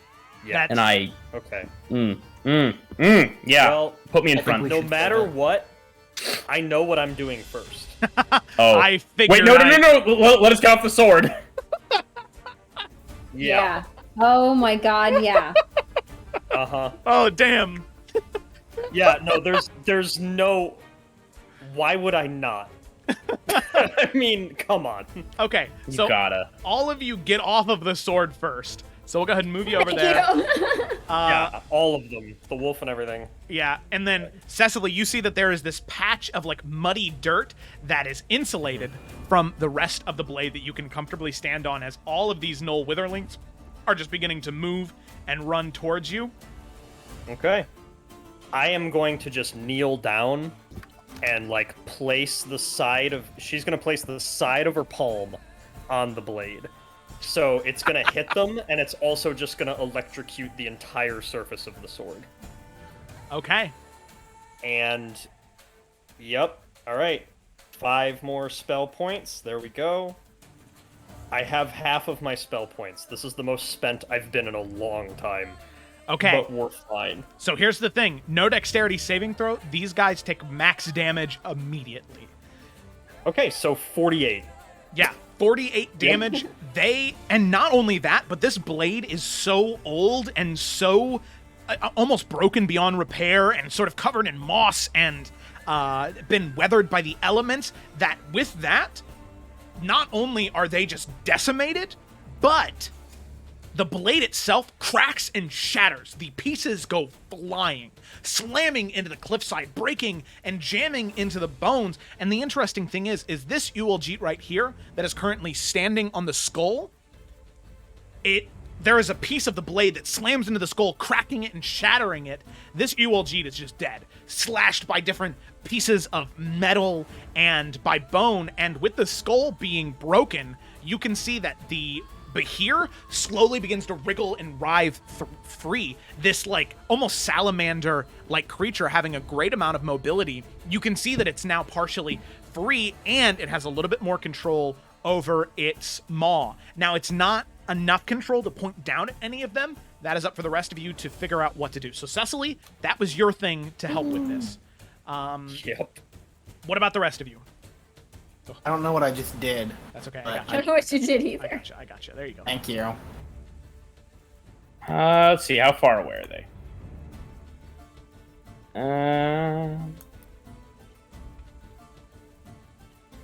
That's pretty far. But, I mean, but could I? Man, I could just do it again. Just get 3 more. So. No, don't worry about movement. Because right now we're out of combat, it's just what are you doing to try and free this Behir right now? I mean, Bianca can shoot people. That's what she can do. How high I'm gonna, is this little valley? I'm gonna run along the, I guess that's the humerus there. Wasn't a joke. I really want to do that. Dash to the wind, and then because my long jump should be 20 feet, I'd like to just leap over this gap and start taking the fight to some of these boys. Okay, alrighty. Sounds good. So, go ahead and for me, just make, we'll just say 3 attacks. Okay. As you go right there. Boop, boop, boop, boop. And then, Desmond, you were asking how long the canyon is. It's about 90 feet. Oh, I have a... So the salamander thing is trapped inside of the skull. Yes. Is that what you said? Part of the skull is broken now, and but that's part of the way its mouth is only pointing up. And I go also running along humerus. I jump inside of the skull and try to use what's the spell called? Thunderwave? Is that what it is? Oh, okay. To break the rest of the skull, but not hit it. So it knows that I'm friendly, but like trying to crack the rest of the skull open so it can get out. Okay, yeah. Okay, so that's your contribution. Ashima's fighting some of them. Desmond, you run up, jump in through one of the eye sockets that's currently broken, the jaws kind of falling away, slamming down on the ground, using your Thunderwave to try and break more. So we'll go ahead and say that's 22 points of damage to the skull. What about Bianca?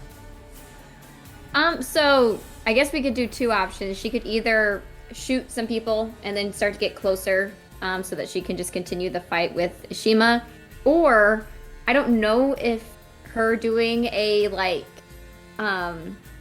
thaumaturgy earthquake would help to break apart the skull or not. I don't know if that'd even be big enough to do that. I mean, honestly, in combination with Desmond's Thunderwave, that might actually be enough, because 22 isn't enough to shatter it entirely, but that might be enough to displace the rest of it.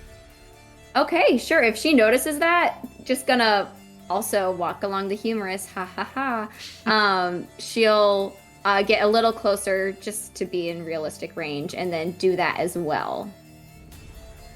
Okay, alrighty. And then what about for Keothi? What are you guys wanting her to do? I think she should probably just be like shadowing Ashima and healing him if she needs to. Okay. Yeah, she's not looking great. She should probably just take care of herself. Okay. Yeah. So kind of standing a little bit back. Ashima, now luckily, let's see. Let me go back up. So 23, 17, 21. Those are all hits. So as you're running around, you end up, they don't have time to like retaliate against you. They're too busy holding these ropes. But with each one of them, you smack into them, cracking the back of their heads. They end up letting go of the rope slightly as they try to go back and grab it. They don't grab it fast enough, combined with the thunder wave of Desmond as you jump down step. And then Desmond, where are you? Oh, you're just thunder waving. Okay, so clapping your hands and reverberating around that thunderous energy. You can see the bones begin to snap along the the top half of the skull. Bianca, you see that, and you see that they don't finish cracking all the way, but luckily twisting that thaumaturgy, causing the ground to shake, it's enough to finish cracking them. The skull breaks open, shattering around the Behir, and luckily, Ashima, with your 3 smacks on those 3, it ends up loosening their grip on the ropes that they had, the ropes and chains, and ends up freeing it. As you can see, its head and body thrashes now, free of the skull and free of the ropes. You can see it just turn to these 4 and unleashes its lightning breath attack. So you can see it just throws down there, and that's a lot of damage. That is going to be 60 points of lightning damage. It doesn't matter for any of these people, as it's just going to move. It's going to move, like slither over this way, and then just aim its head up, and just this crackling, lightning, furious energy just slams down on the earth and turns all of these people into just soot stains on the ground, where they are no longer standing. Ashima, the 3 that you hit, they see that and they just scream and they begin to run. And before you can do anything, the Behir runs over this way and just begins to grab them, constricting them with its tail, picking them up, eating them, and slamming them on the ground, just absolutely destroying all of these people as you and Keothi both back up, as these 3 are just dead, absolutely destroyed. Hide in this stump. You can see the Behir, it sort of moves around towards you and Keo, and you can see it lower its head down, just sulking very low, and then moving over here towards you, Bianca, and you, Desmond, and then wrapping around towards you, Bianca, moving past, and its like body swirls around you for a moment and then moves past to the Sunny and then Cecily, and you can see Cecily just lingers on you for a little bit longer, the mouth crackling with energy, looking to the blade and then looking to you, and it exhales and then inhales deeply and then just begins to clatter along the cliffside this way, and you can see that eventually once it gets here, it starts to burrow into a hole, digging down deep into the earth, and for the most part, while it was running, I know it probably won't listen to me, but Desmond will shout, wait, wait, wait, in Draconic towards it. Make a persuasion check. Buddy.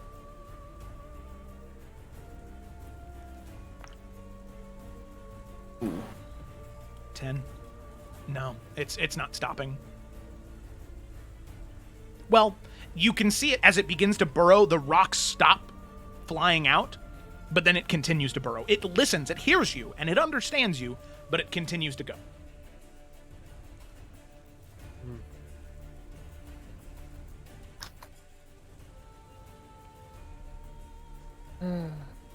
Okay, so with that, there's no immediate danger. All the Ualjit have been taken care of, and it's up to you with what you do. Oh. They seem civil. Going? Right. We could stay here, or we could keep going. I don't know if us being so close to them is a great idea for camping. Yeah. What time is it? It's about 4 o'clock right now.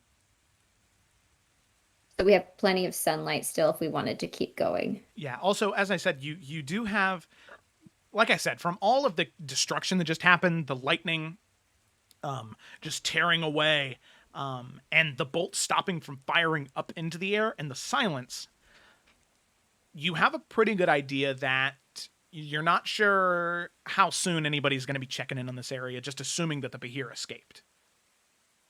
Oh, that's true. And they're territorial. So maybe we are safe here. We could sleep in the ribs. Yeah. Have you never wanted to sleep in the ribs of a giant skeleton? I have never, not even once. Well, there definitely might be some useful items hiding about here. I do want to, I'll just kind of move over and ponder at the fractured skull and say, Keothi, are these, well, I guess they're not giants. Well,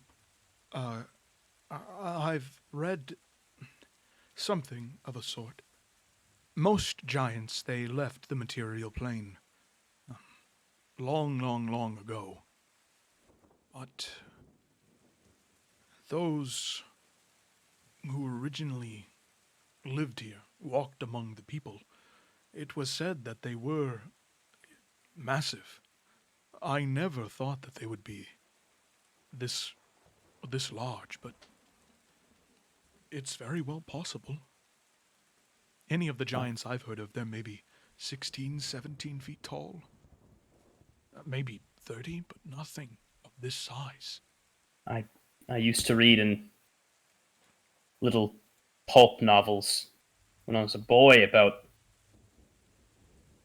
godfalls. Places where ancient gods would die in the astral plane and create small pocket dimensions.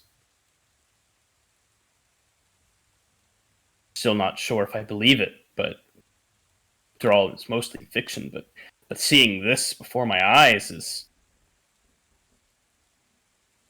I'm not sure what to make of this. Oh, me neither. Although... Oh, go ahead. No.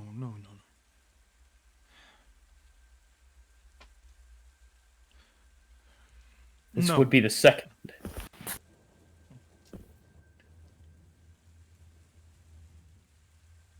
What were you thinking?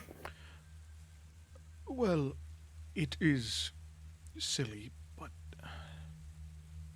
you read stories as a child, as you said.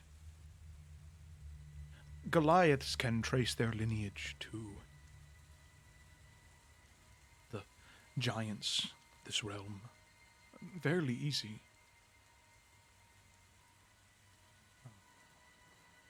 And it's said that those giants, sometimes they, well, in a great war, they could have died. There's no proof that they left and lived.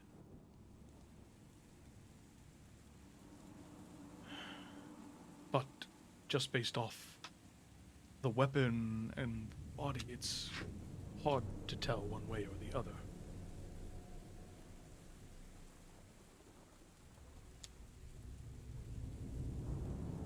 This might be...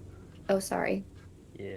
Cecily's just gonna notice that looks like there used to be like a encampment kind of thing here. Mm-hmm. I mean, maybe that's just a stump. But, I don't know. Whatever, she's sitting on the stump. And she is gonna look at the rest of the group and just... So, I broke the sword, and the big lizard guy seemed to notice that. Do we think that's something I should worry about? I think it was more your command of lightning. You seem to be kindred spirits in that way. I think if it was angry, it would have done something about it. Because it definitely could have. Just kind of looking back at the damage it left on everyone else it killed. Yeah, and yeah, looking at the mangled body parts and blood, I don't think it has any love for humanoids, large or small.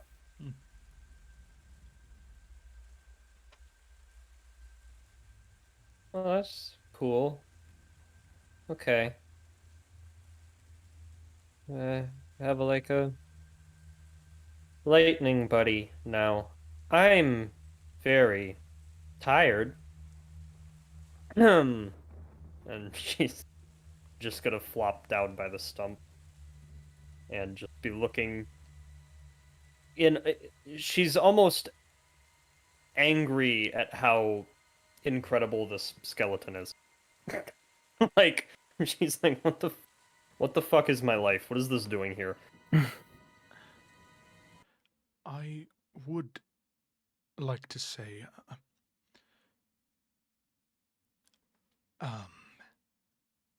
I don't know. We might be safe here for a while, but how long do you all think it might be till they come to investigate what happened? They knew we were here. That's true. They Maybe could it would be. They could likely think us dead.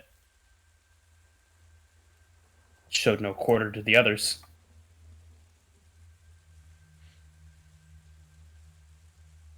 I wonder if they would try again, though, to catch the Bahir as well. Like they tried in the first place, so maybe they're thinking if it's weaker now, they might come back.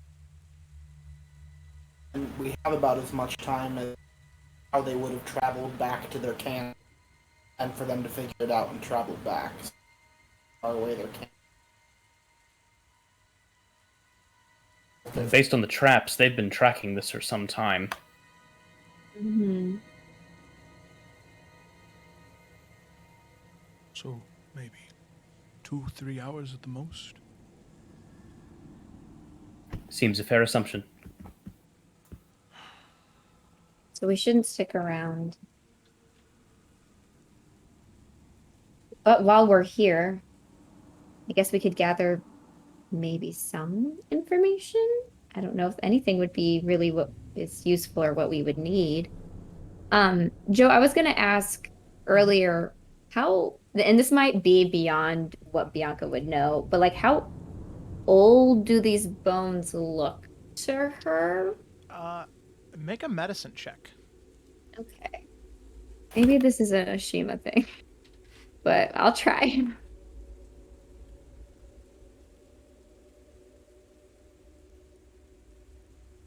Yeah. Shido Supano. 12? Okay.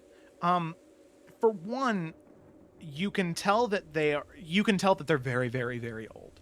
The bones are in spots like blackened and this deep, deep, deep brown. In other parts that maybe haven't been exposed to too many elements, they are a little bit paler of a color. But still, all of them are very, very old. And the only reason that any of you were able to move on them in the first place, or the Bahir was able to be constricted by it, is just because of how thick and massive they are. Where a normal humanoid-shaped body, right, medium-sized, would maybe, if under good conditions, like buried underneath the ground in sediment or something like that, could be preserved for quite a long time. This has probably been here even longer. Its massive form, just exposed. If anything, the shape of the blade is something to strengthen that even more. Okay. Desmond's gonna take out the pearl that he got from Vernon. To identify. Let me see. It's a 5E. Are you casting the spell, or are you just? I'm doing the Right, the ritual version. yes, yep. Okay. Okay, so on the body, there is no magical quality to it.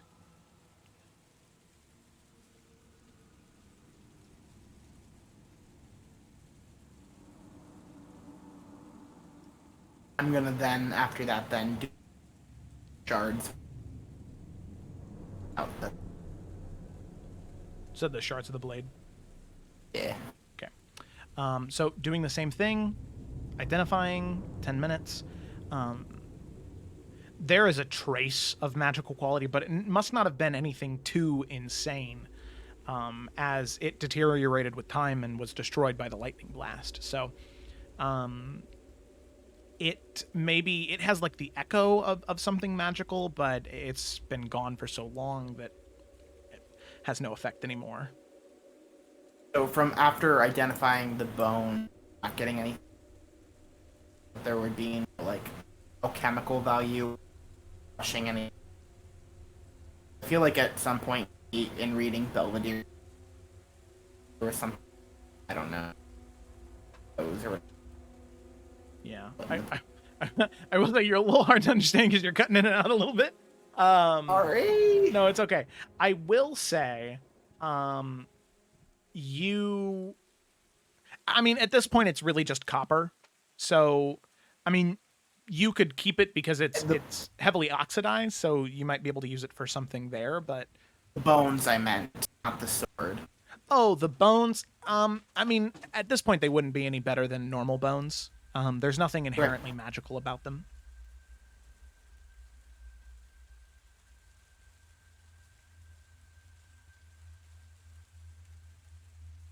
Well, if we have like 2 hours here, then I guess maybe because we're in like the dangerous part of the Fractured Peninsula now. Yes. So it's possible that we could have another encounter before we get a long rest in. True. So I guess we could short rest for an hour and then kind of like look around and see if we can find any supplies or lore or traps or like something around here. Because this seems like an area that the OLG or other groups might have like left some stuff at, since they seem to have the setup here to trap the thing. Yeah, I think that's a good plan. Okay. All right. So then we'll also just say that you're taking a short rest. So go ahead and roll any hit die if you'd like. I'll go ahead and roll Keothi's hit die.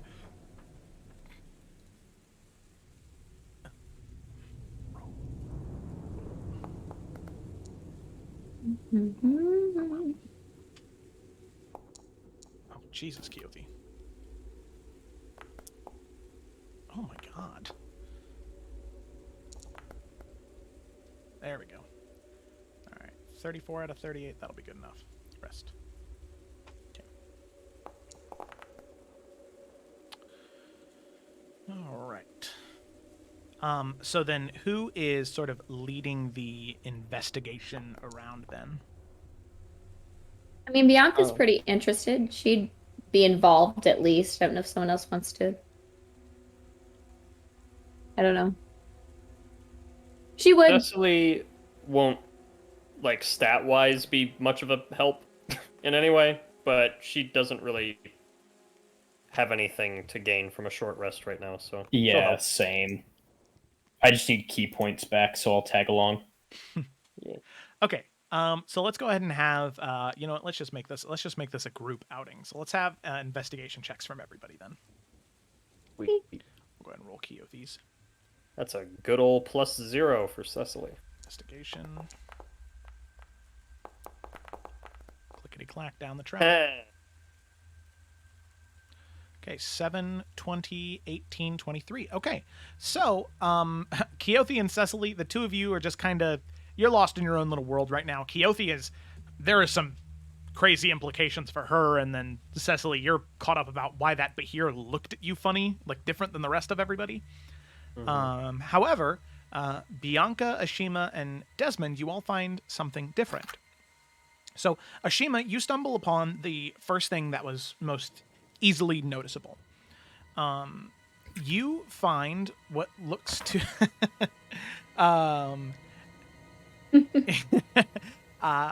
what seems to be in the very back of the rib cage here, close to where underneath the chin, the sternum, there seems to be a shrine tucked in right there. You can see leaves and flowers decorated in a very ceremonial way.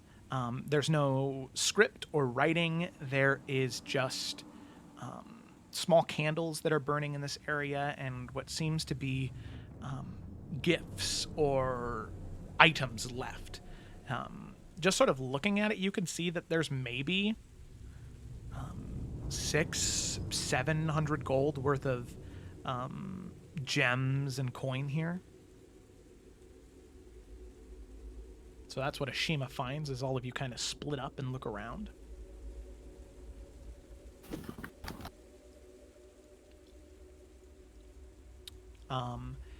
Then Desmond, up to the next highest, with a 20, what you're able to find is written along the entirety of the wall over here. The sort of second highest layer of earth, you can see written in and scratched in all along this way seems to be different, like hieroglyphs, pretty much, where they're etchings carved into the stone, depicting a great battle of some sort, where you can see these massive figures fighting alongside much smaller figures, and most of whatever paint was there has worn away. But something that is a little frightening to you is you can see that on one side of this mural there is extreme detail in everything, whether they be the giants that stand, stories over the more smaller figures, the spells that are being cast, the dragons that are flying in. All of these forces here, you can see that they're in extreme detail. But the closer it gets to the farther edge over here, detail begins to fade. And with a 20 on investigation, you can tell that that was intentional by the artist. Whoever carved these, whatever group of people carved them, you can also see the shifting of creatures. You can still see humanoids, varying shapes and sizes, whether they be humans, elves. You can see some taller creatures, like Goliaths, maybe, or giants. Nothing as large as the other ones. And you can see flying creatures as well.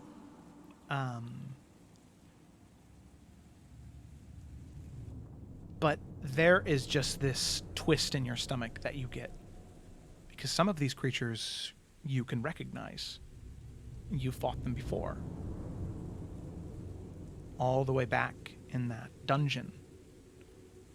That ruin of the Kalukatho people. The bulbous spider-like creatures. The small, slimy creatures that would fling onto your face and suffocate you to death. Wisps of shadow growing taller than a city, consuming. And you can see at the very end, there is no detail at the very end. But it's not that it wasn't carved, it's that it was carved and then shaved away, as if detail was put in and then erased. As you can just barely, with a 20, get what looks to be 14 figures.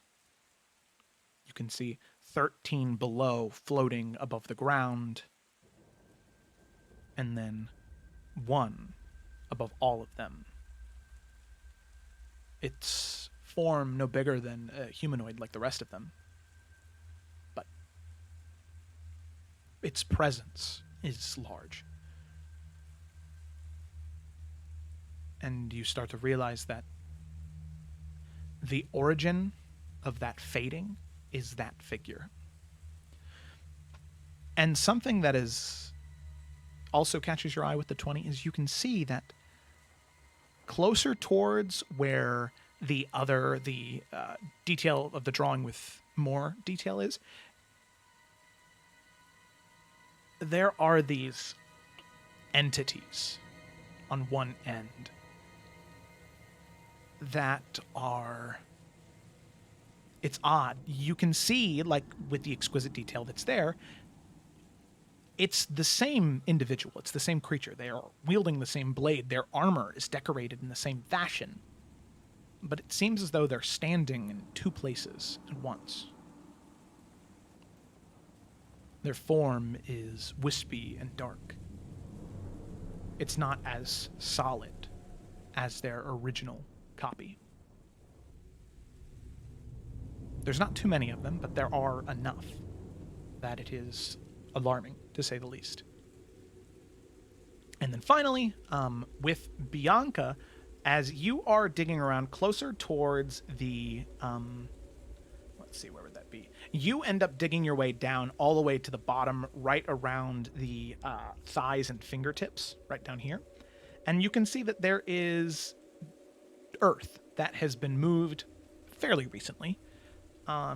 So you decide to sort of dig. It's not obvious to the eye, especially with all the shadow down here, but you begin to pull and dig with a 23, and you pull out a small chest. It's not locked. You unhinge the lock or unhinge the chest and open it. And you can see that in these, there are 4 potions in here. 2 of them are larger red liquids, which you would be familiar with, healing potions. But then the other 2 are these, it's very odd. They sort of crackle with energy. They're different colored. One is a deep red, almost like magma in a bottle. And the other one is... It's a deep, deep blue liquid, but seems to have frost accumulating around the glass.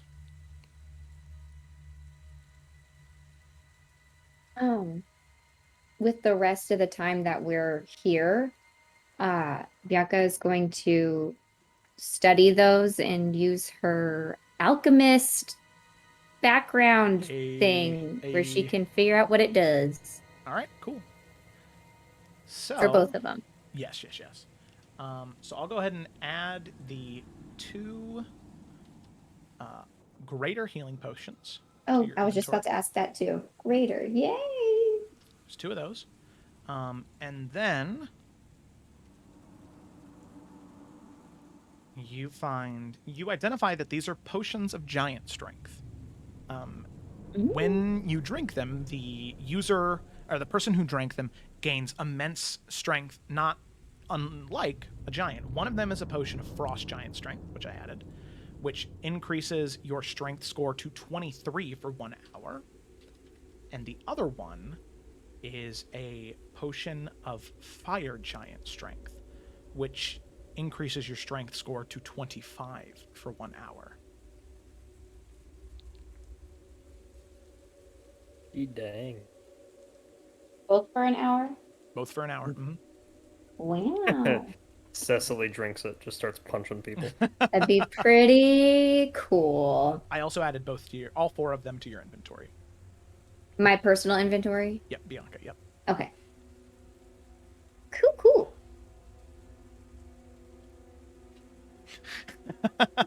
Pickle juice, guys. Oh gosh. Inside jokes. I'm still not. Man.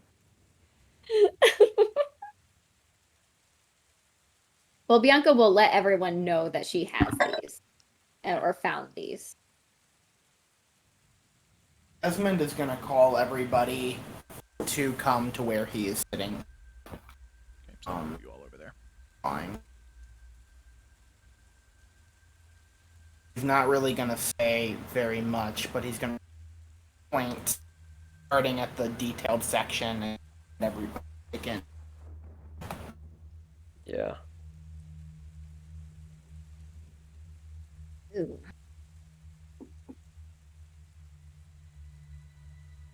And then once everybody gets to the portion where it's faded away, he'll point it out just that's where it was shaped up. Who the hell carved this? Is there any sign of like a language that would tie it to any group of people? Or is it just like literal like drawings? No, it's literally just the drawings. Yeah, Desmond would have noticed if so, but yeah. Oh, okay, yeah, that's true. Well, Bianca, Ashima, and Keothi make a history check. Hooray! We'll see. We'll see here.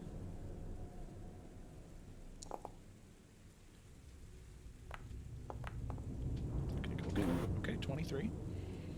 And then... I went to school. So did I. Here, I'll go ahead and roll Keothi. Mine was better. Apparently. Oh God. But Kyo's was the That's best. even better. Jesus. Okay. So, Ashima, you and Kyo both make the same connection. You recognize the carvings, and it's been so long for everybody else and so much has happened, but the two of you kind of look at each other and have the same realization. These are in the same style of the carvings that were in the ruins of the Kalukatho people in Bella Clara. That same artistic element of even rough-hewn carvings is there. And you can see Keothi just kind of look and then kind of touch the stone. And especially being near the end around the one figure sort of floating above the rest, the epicenter of that fading away. And just kind of place her hand on and drag down to the 13 below. And she's not going to say anything. Well, there's no doubt about it. Not much in the way of language, but do you see the way they use perspective in the hieroglyphics? Could only be made by someone who, well, most things are smaller than them. Same as the ruins, Kalukatha.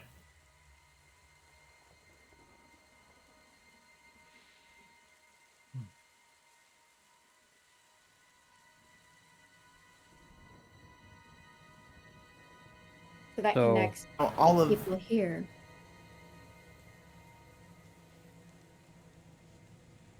And so far away. But I guess if they're part of that travel, like the realm in between, maybe this actually makes sense in a way. Maybe we're close to another ruin similar to the one in Bella Clara. It could be we're not trailblazing as much as we think. You're right. You know, I didn't really think about it before, but if this is carved on a skeleton this old, and it's got the same things we fought on it, and these ruins might be, I don't know, 1,000 years old? More?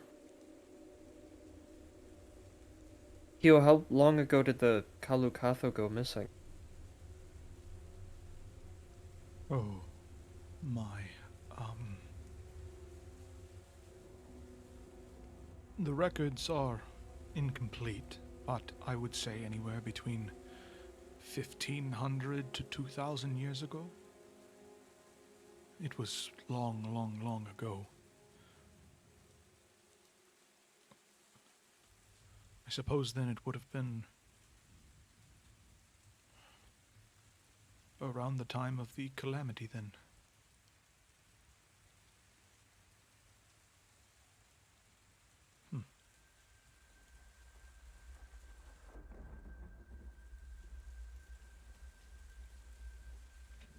Oh. No, I don't know much about the calamity. I mean, yeah, fucking newsflash, I don't know something, but I know a lot of stuff changed. So maybe these big fuckers were walking around before the calamity. And now they're all gone. And maybe this dude being gone and the Kalukatho being gone somehow have something to do with this.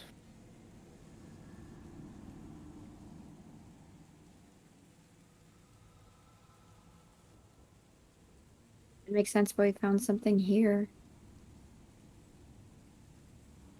If they're that connected. It just worries me that this may be so much bigger than just Bella or Jormungandr.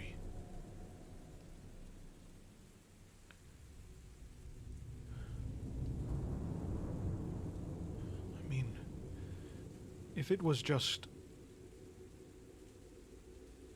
a clan of my people that went missing, I could stomach that. And I could be angry, and I could move on. I could learn how to live with that knowledge, but my ancestors, and not just my ancestors, but so many people, so many places.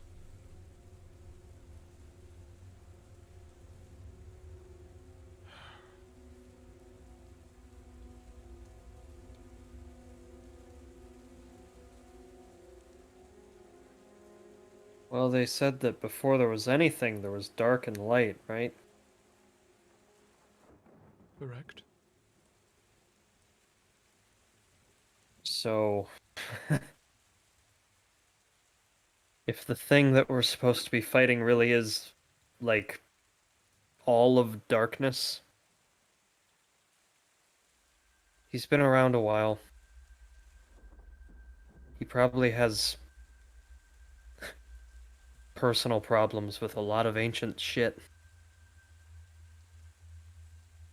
Maybe that's why there was that dead dragon there, too. Back in the... ahead in the... you know. Yeah. Yeah, we've really seen what he's capable of, so. And then she's just kind of looking at the giant and be like, guess we shouldn't be too surprised to see something like this. It's the most basic law of nature. When all darkness recedes from a light, no matter how dark. But no matter how light, once the light fades, the dark takes over. Maybe, then, what we should do after this Bromsgrove thing is maybe we stay in Bromsgrove. There is, it's rumored by, the people who... I've talked of them before, the Children of the Flame. It's rumored that there is something in Bromsgrove that they protect. Although they might not, at least from what I've met of them for the most part. While they might not all have the best motives, if they truly are connected to light and the flame, and might be something worthwhile of investigating.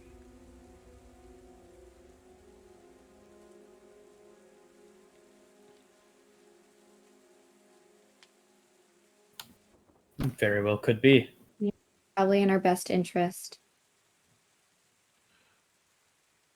So, I said to Ashima a bit ago that maybe we shouldn't mess with those gold offerings before we knew what they were. But if this is kind of a shrine to the Dark One, I don't think I'd feel too bad taking that money and putting it somewhere else. I don't think he can get any more angry at us. That is a good fucking point. But do we want more objects that are tied to him in some way? I don't know if there's anything connected to it.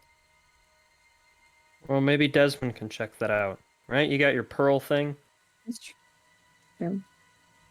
Yeah.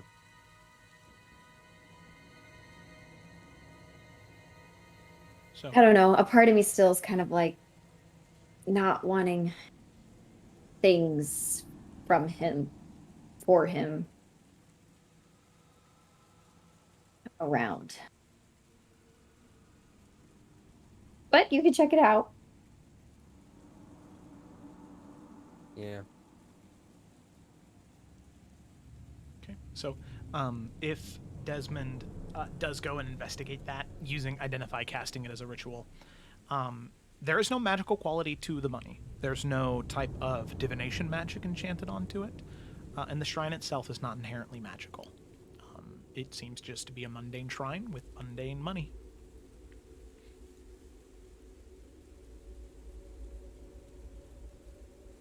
Well, in that case, Cecily's vote would be to take it and use it for better things. Sorry, I'd pop out for like 1 second. What was the thing that we found out about? We found out that the like little money offering thing is non-magical, so we're thinking, at least I'm thinking that it wouldn't be too much of a problem to just take it, since this is like a shrine to the Dark One, and Cecily does not mind messing with that. Yeah, I gotcha. Are there any pearls, gems? Just because I want to have one so that I can give. Which? Oh yeah, we'll say there's one pearl worth 100 gold, and then we'll say, let's see, 550 gold worth of gems. Which whoever wants to take that, you can just put it down as gold in your inventory. I'll yoink the pearl. Okay, so Desmond, you take the pearl. So let me go ahead and.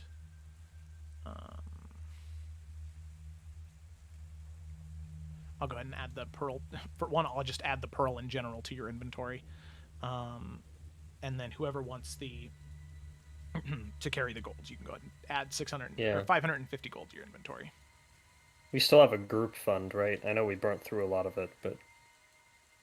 Yeah, Bianca's carrying it. So if Cecily brings over the money, she's kind of make a face and then take it, but she doesn't want it. So how much was that? 550 gold? 550 gold, yep. Okay.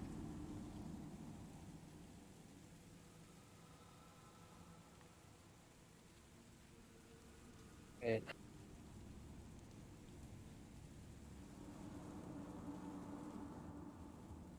Oh. So our group fund is 575 now after our shopping trip, plus that.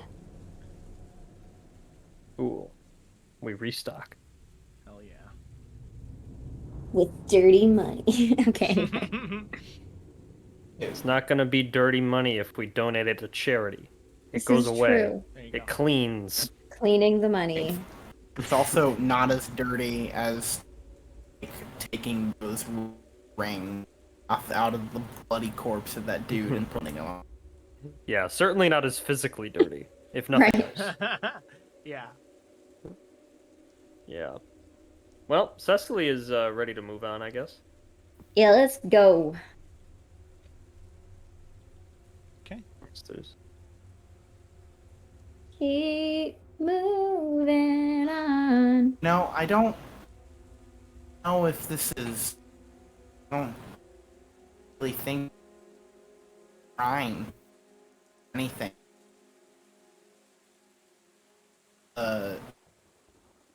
If these ancestors of that drawing, they would then celebrate it. Probably just history or art trying at one of their. If that makes better, but You think it's like more of a document than a shrine? well, I don't think that two of them have made a shrine destroyed their people. Yeah. I mean, I guess that the girl and the shrine don't necessarily have to be from the source for that.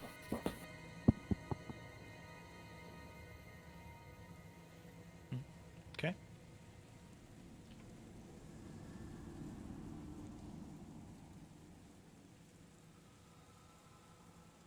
We may have waited here too long.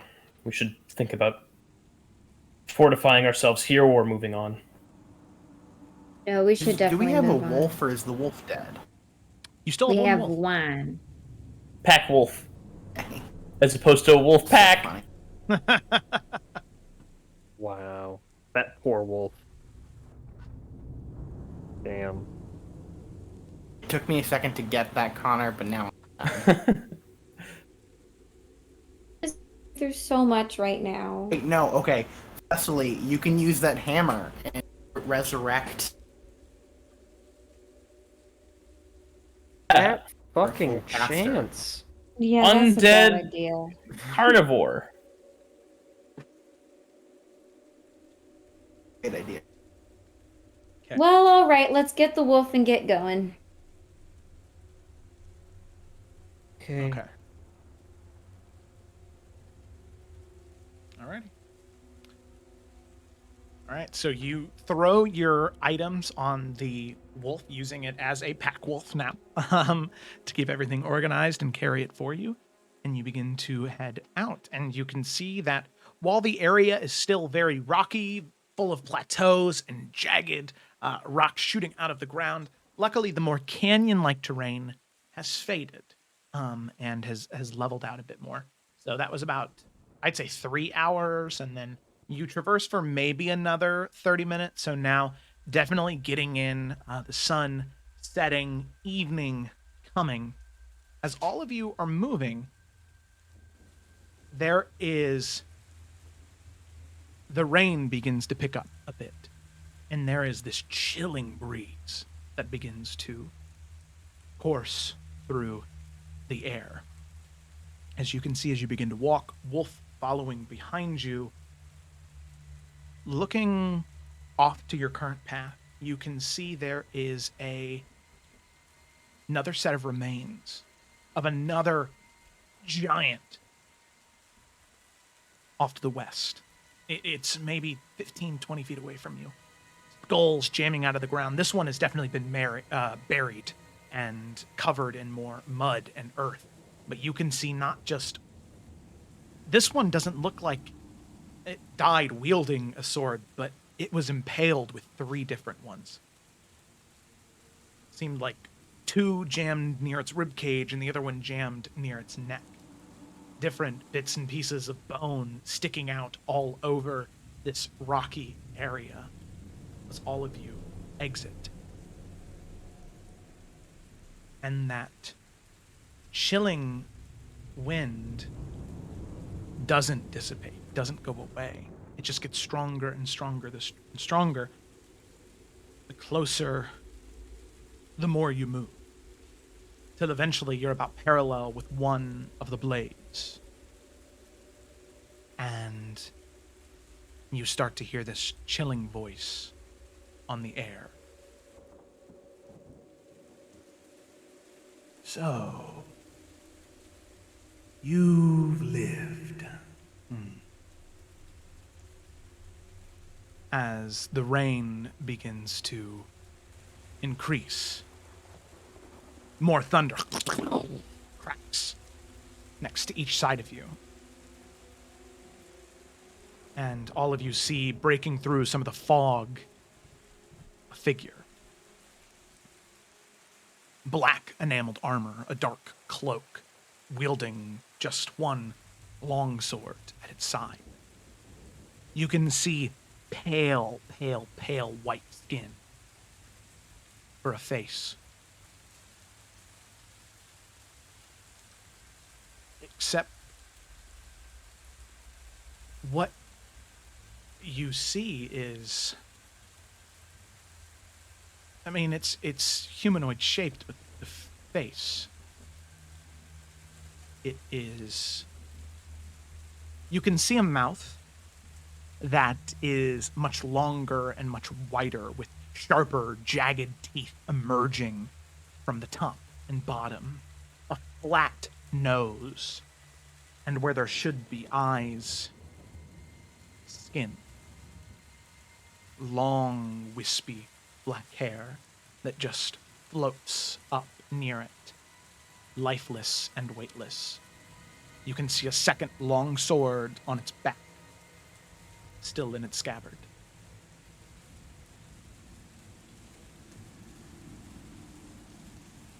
See something very close to this. Ooh. As it approaches, you can see it places one hand on the hilt of its blade, not drawing, but it begins to speak. You all have something my master wants. Give it to me, and I shall leave. Should you not, I will take it. It is too late for you and your kind. The gates to his realm have already been opened. Delna's pass is shattered. I give you this choice, as per his instruction. Your last choice. And you can see the blade just unclick as it slowly begins to remove from the scabbard. This screeching, cracking noise. As you can see, standing next to him is this, at first, what you just assumed to be a shadow, but then form to grow even stronger, until it just looks like a mirror image copy of him. Standing next to him, two of them, or just one of this one, you're not sure. But their motions are the same as they stand and ask, So, give me the remains of that dragon, and you shall go free. Should you not? and he looks towards Desmond. And you can see that smile, that grin creep up almost to his ear. I will take it, and I will take a great deal of joy in peeling it from your cold, dead, lifeless.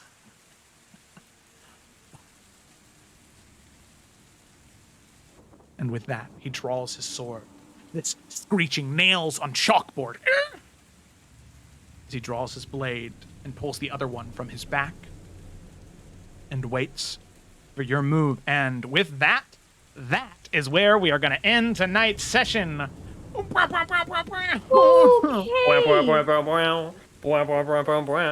Desmond, why'd you do this? Desmond, why'd you take this? Desmond, look what you did. Desmond, look what you did. Oh, yeah. Oh, God. Oh, no. Oh, All I have to say to that is awesome meep is what I'm feeling right now. Awesome meep. Awesome. God. Yeah. I'm also feeling pretty Powassameep. Cecily's had a long day, man. Yeah, man. What a rough 24 hours for Cecily. Maybe the roughest yet. Yeah. Well, I guess we'll have to wait and see until next week. Fuck. Should have eaten it, and then you wouldn't be able to take it from you. Desmond shits his pants. Yeah. Oh my God. Listen.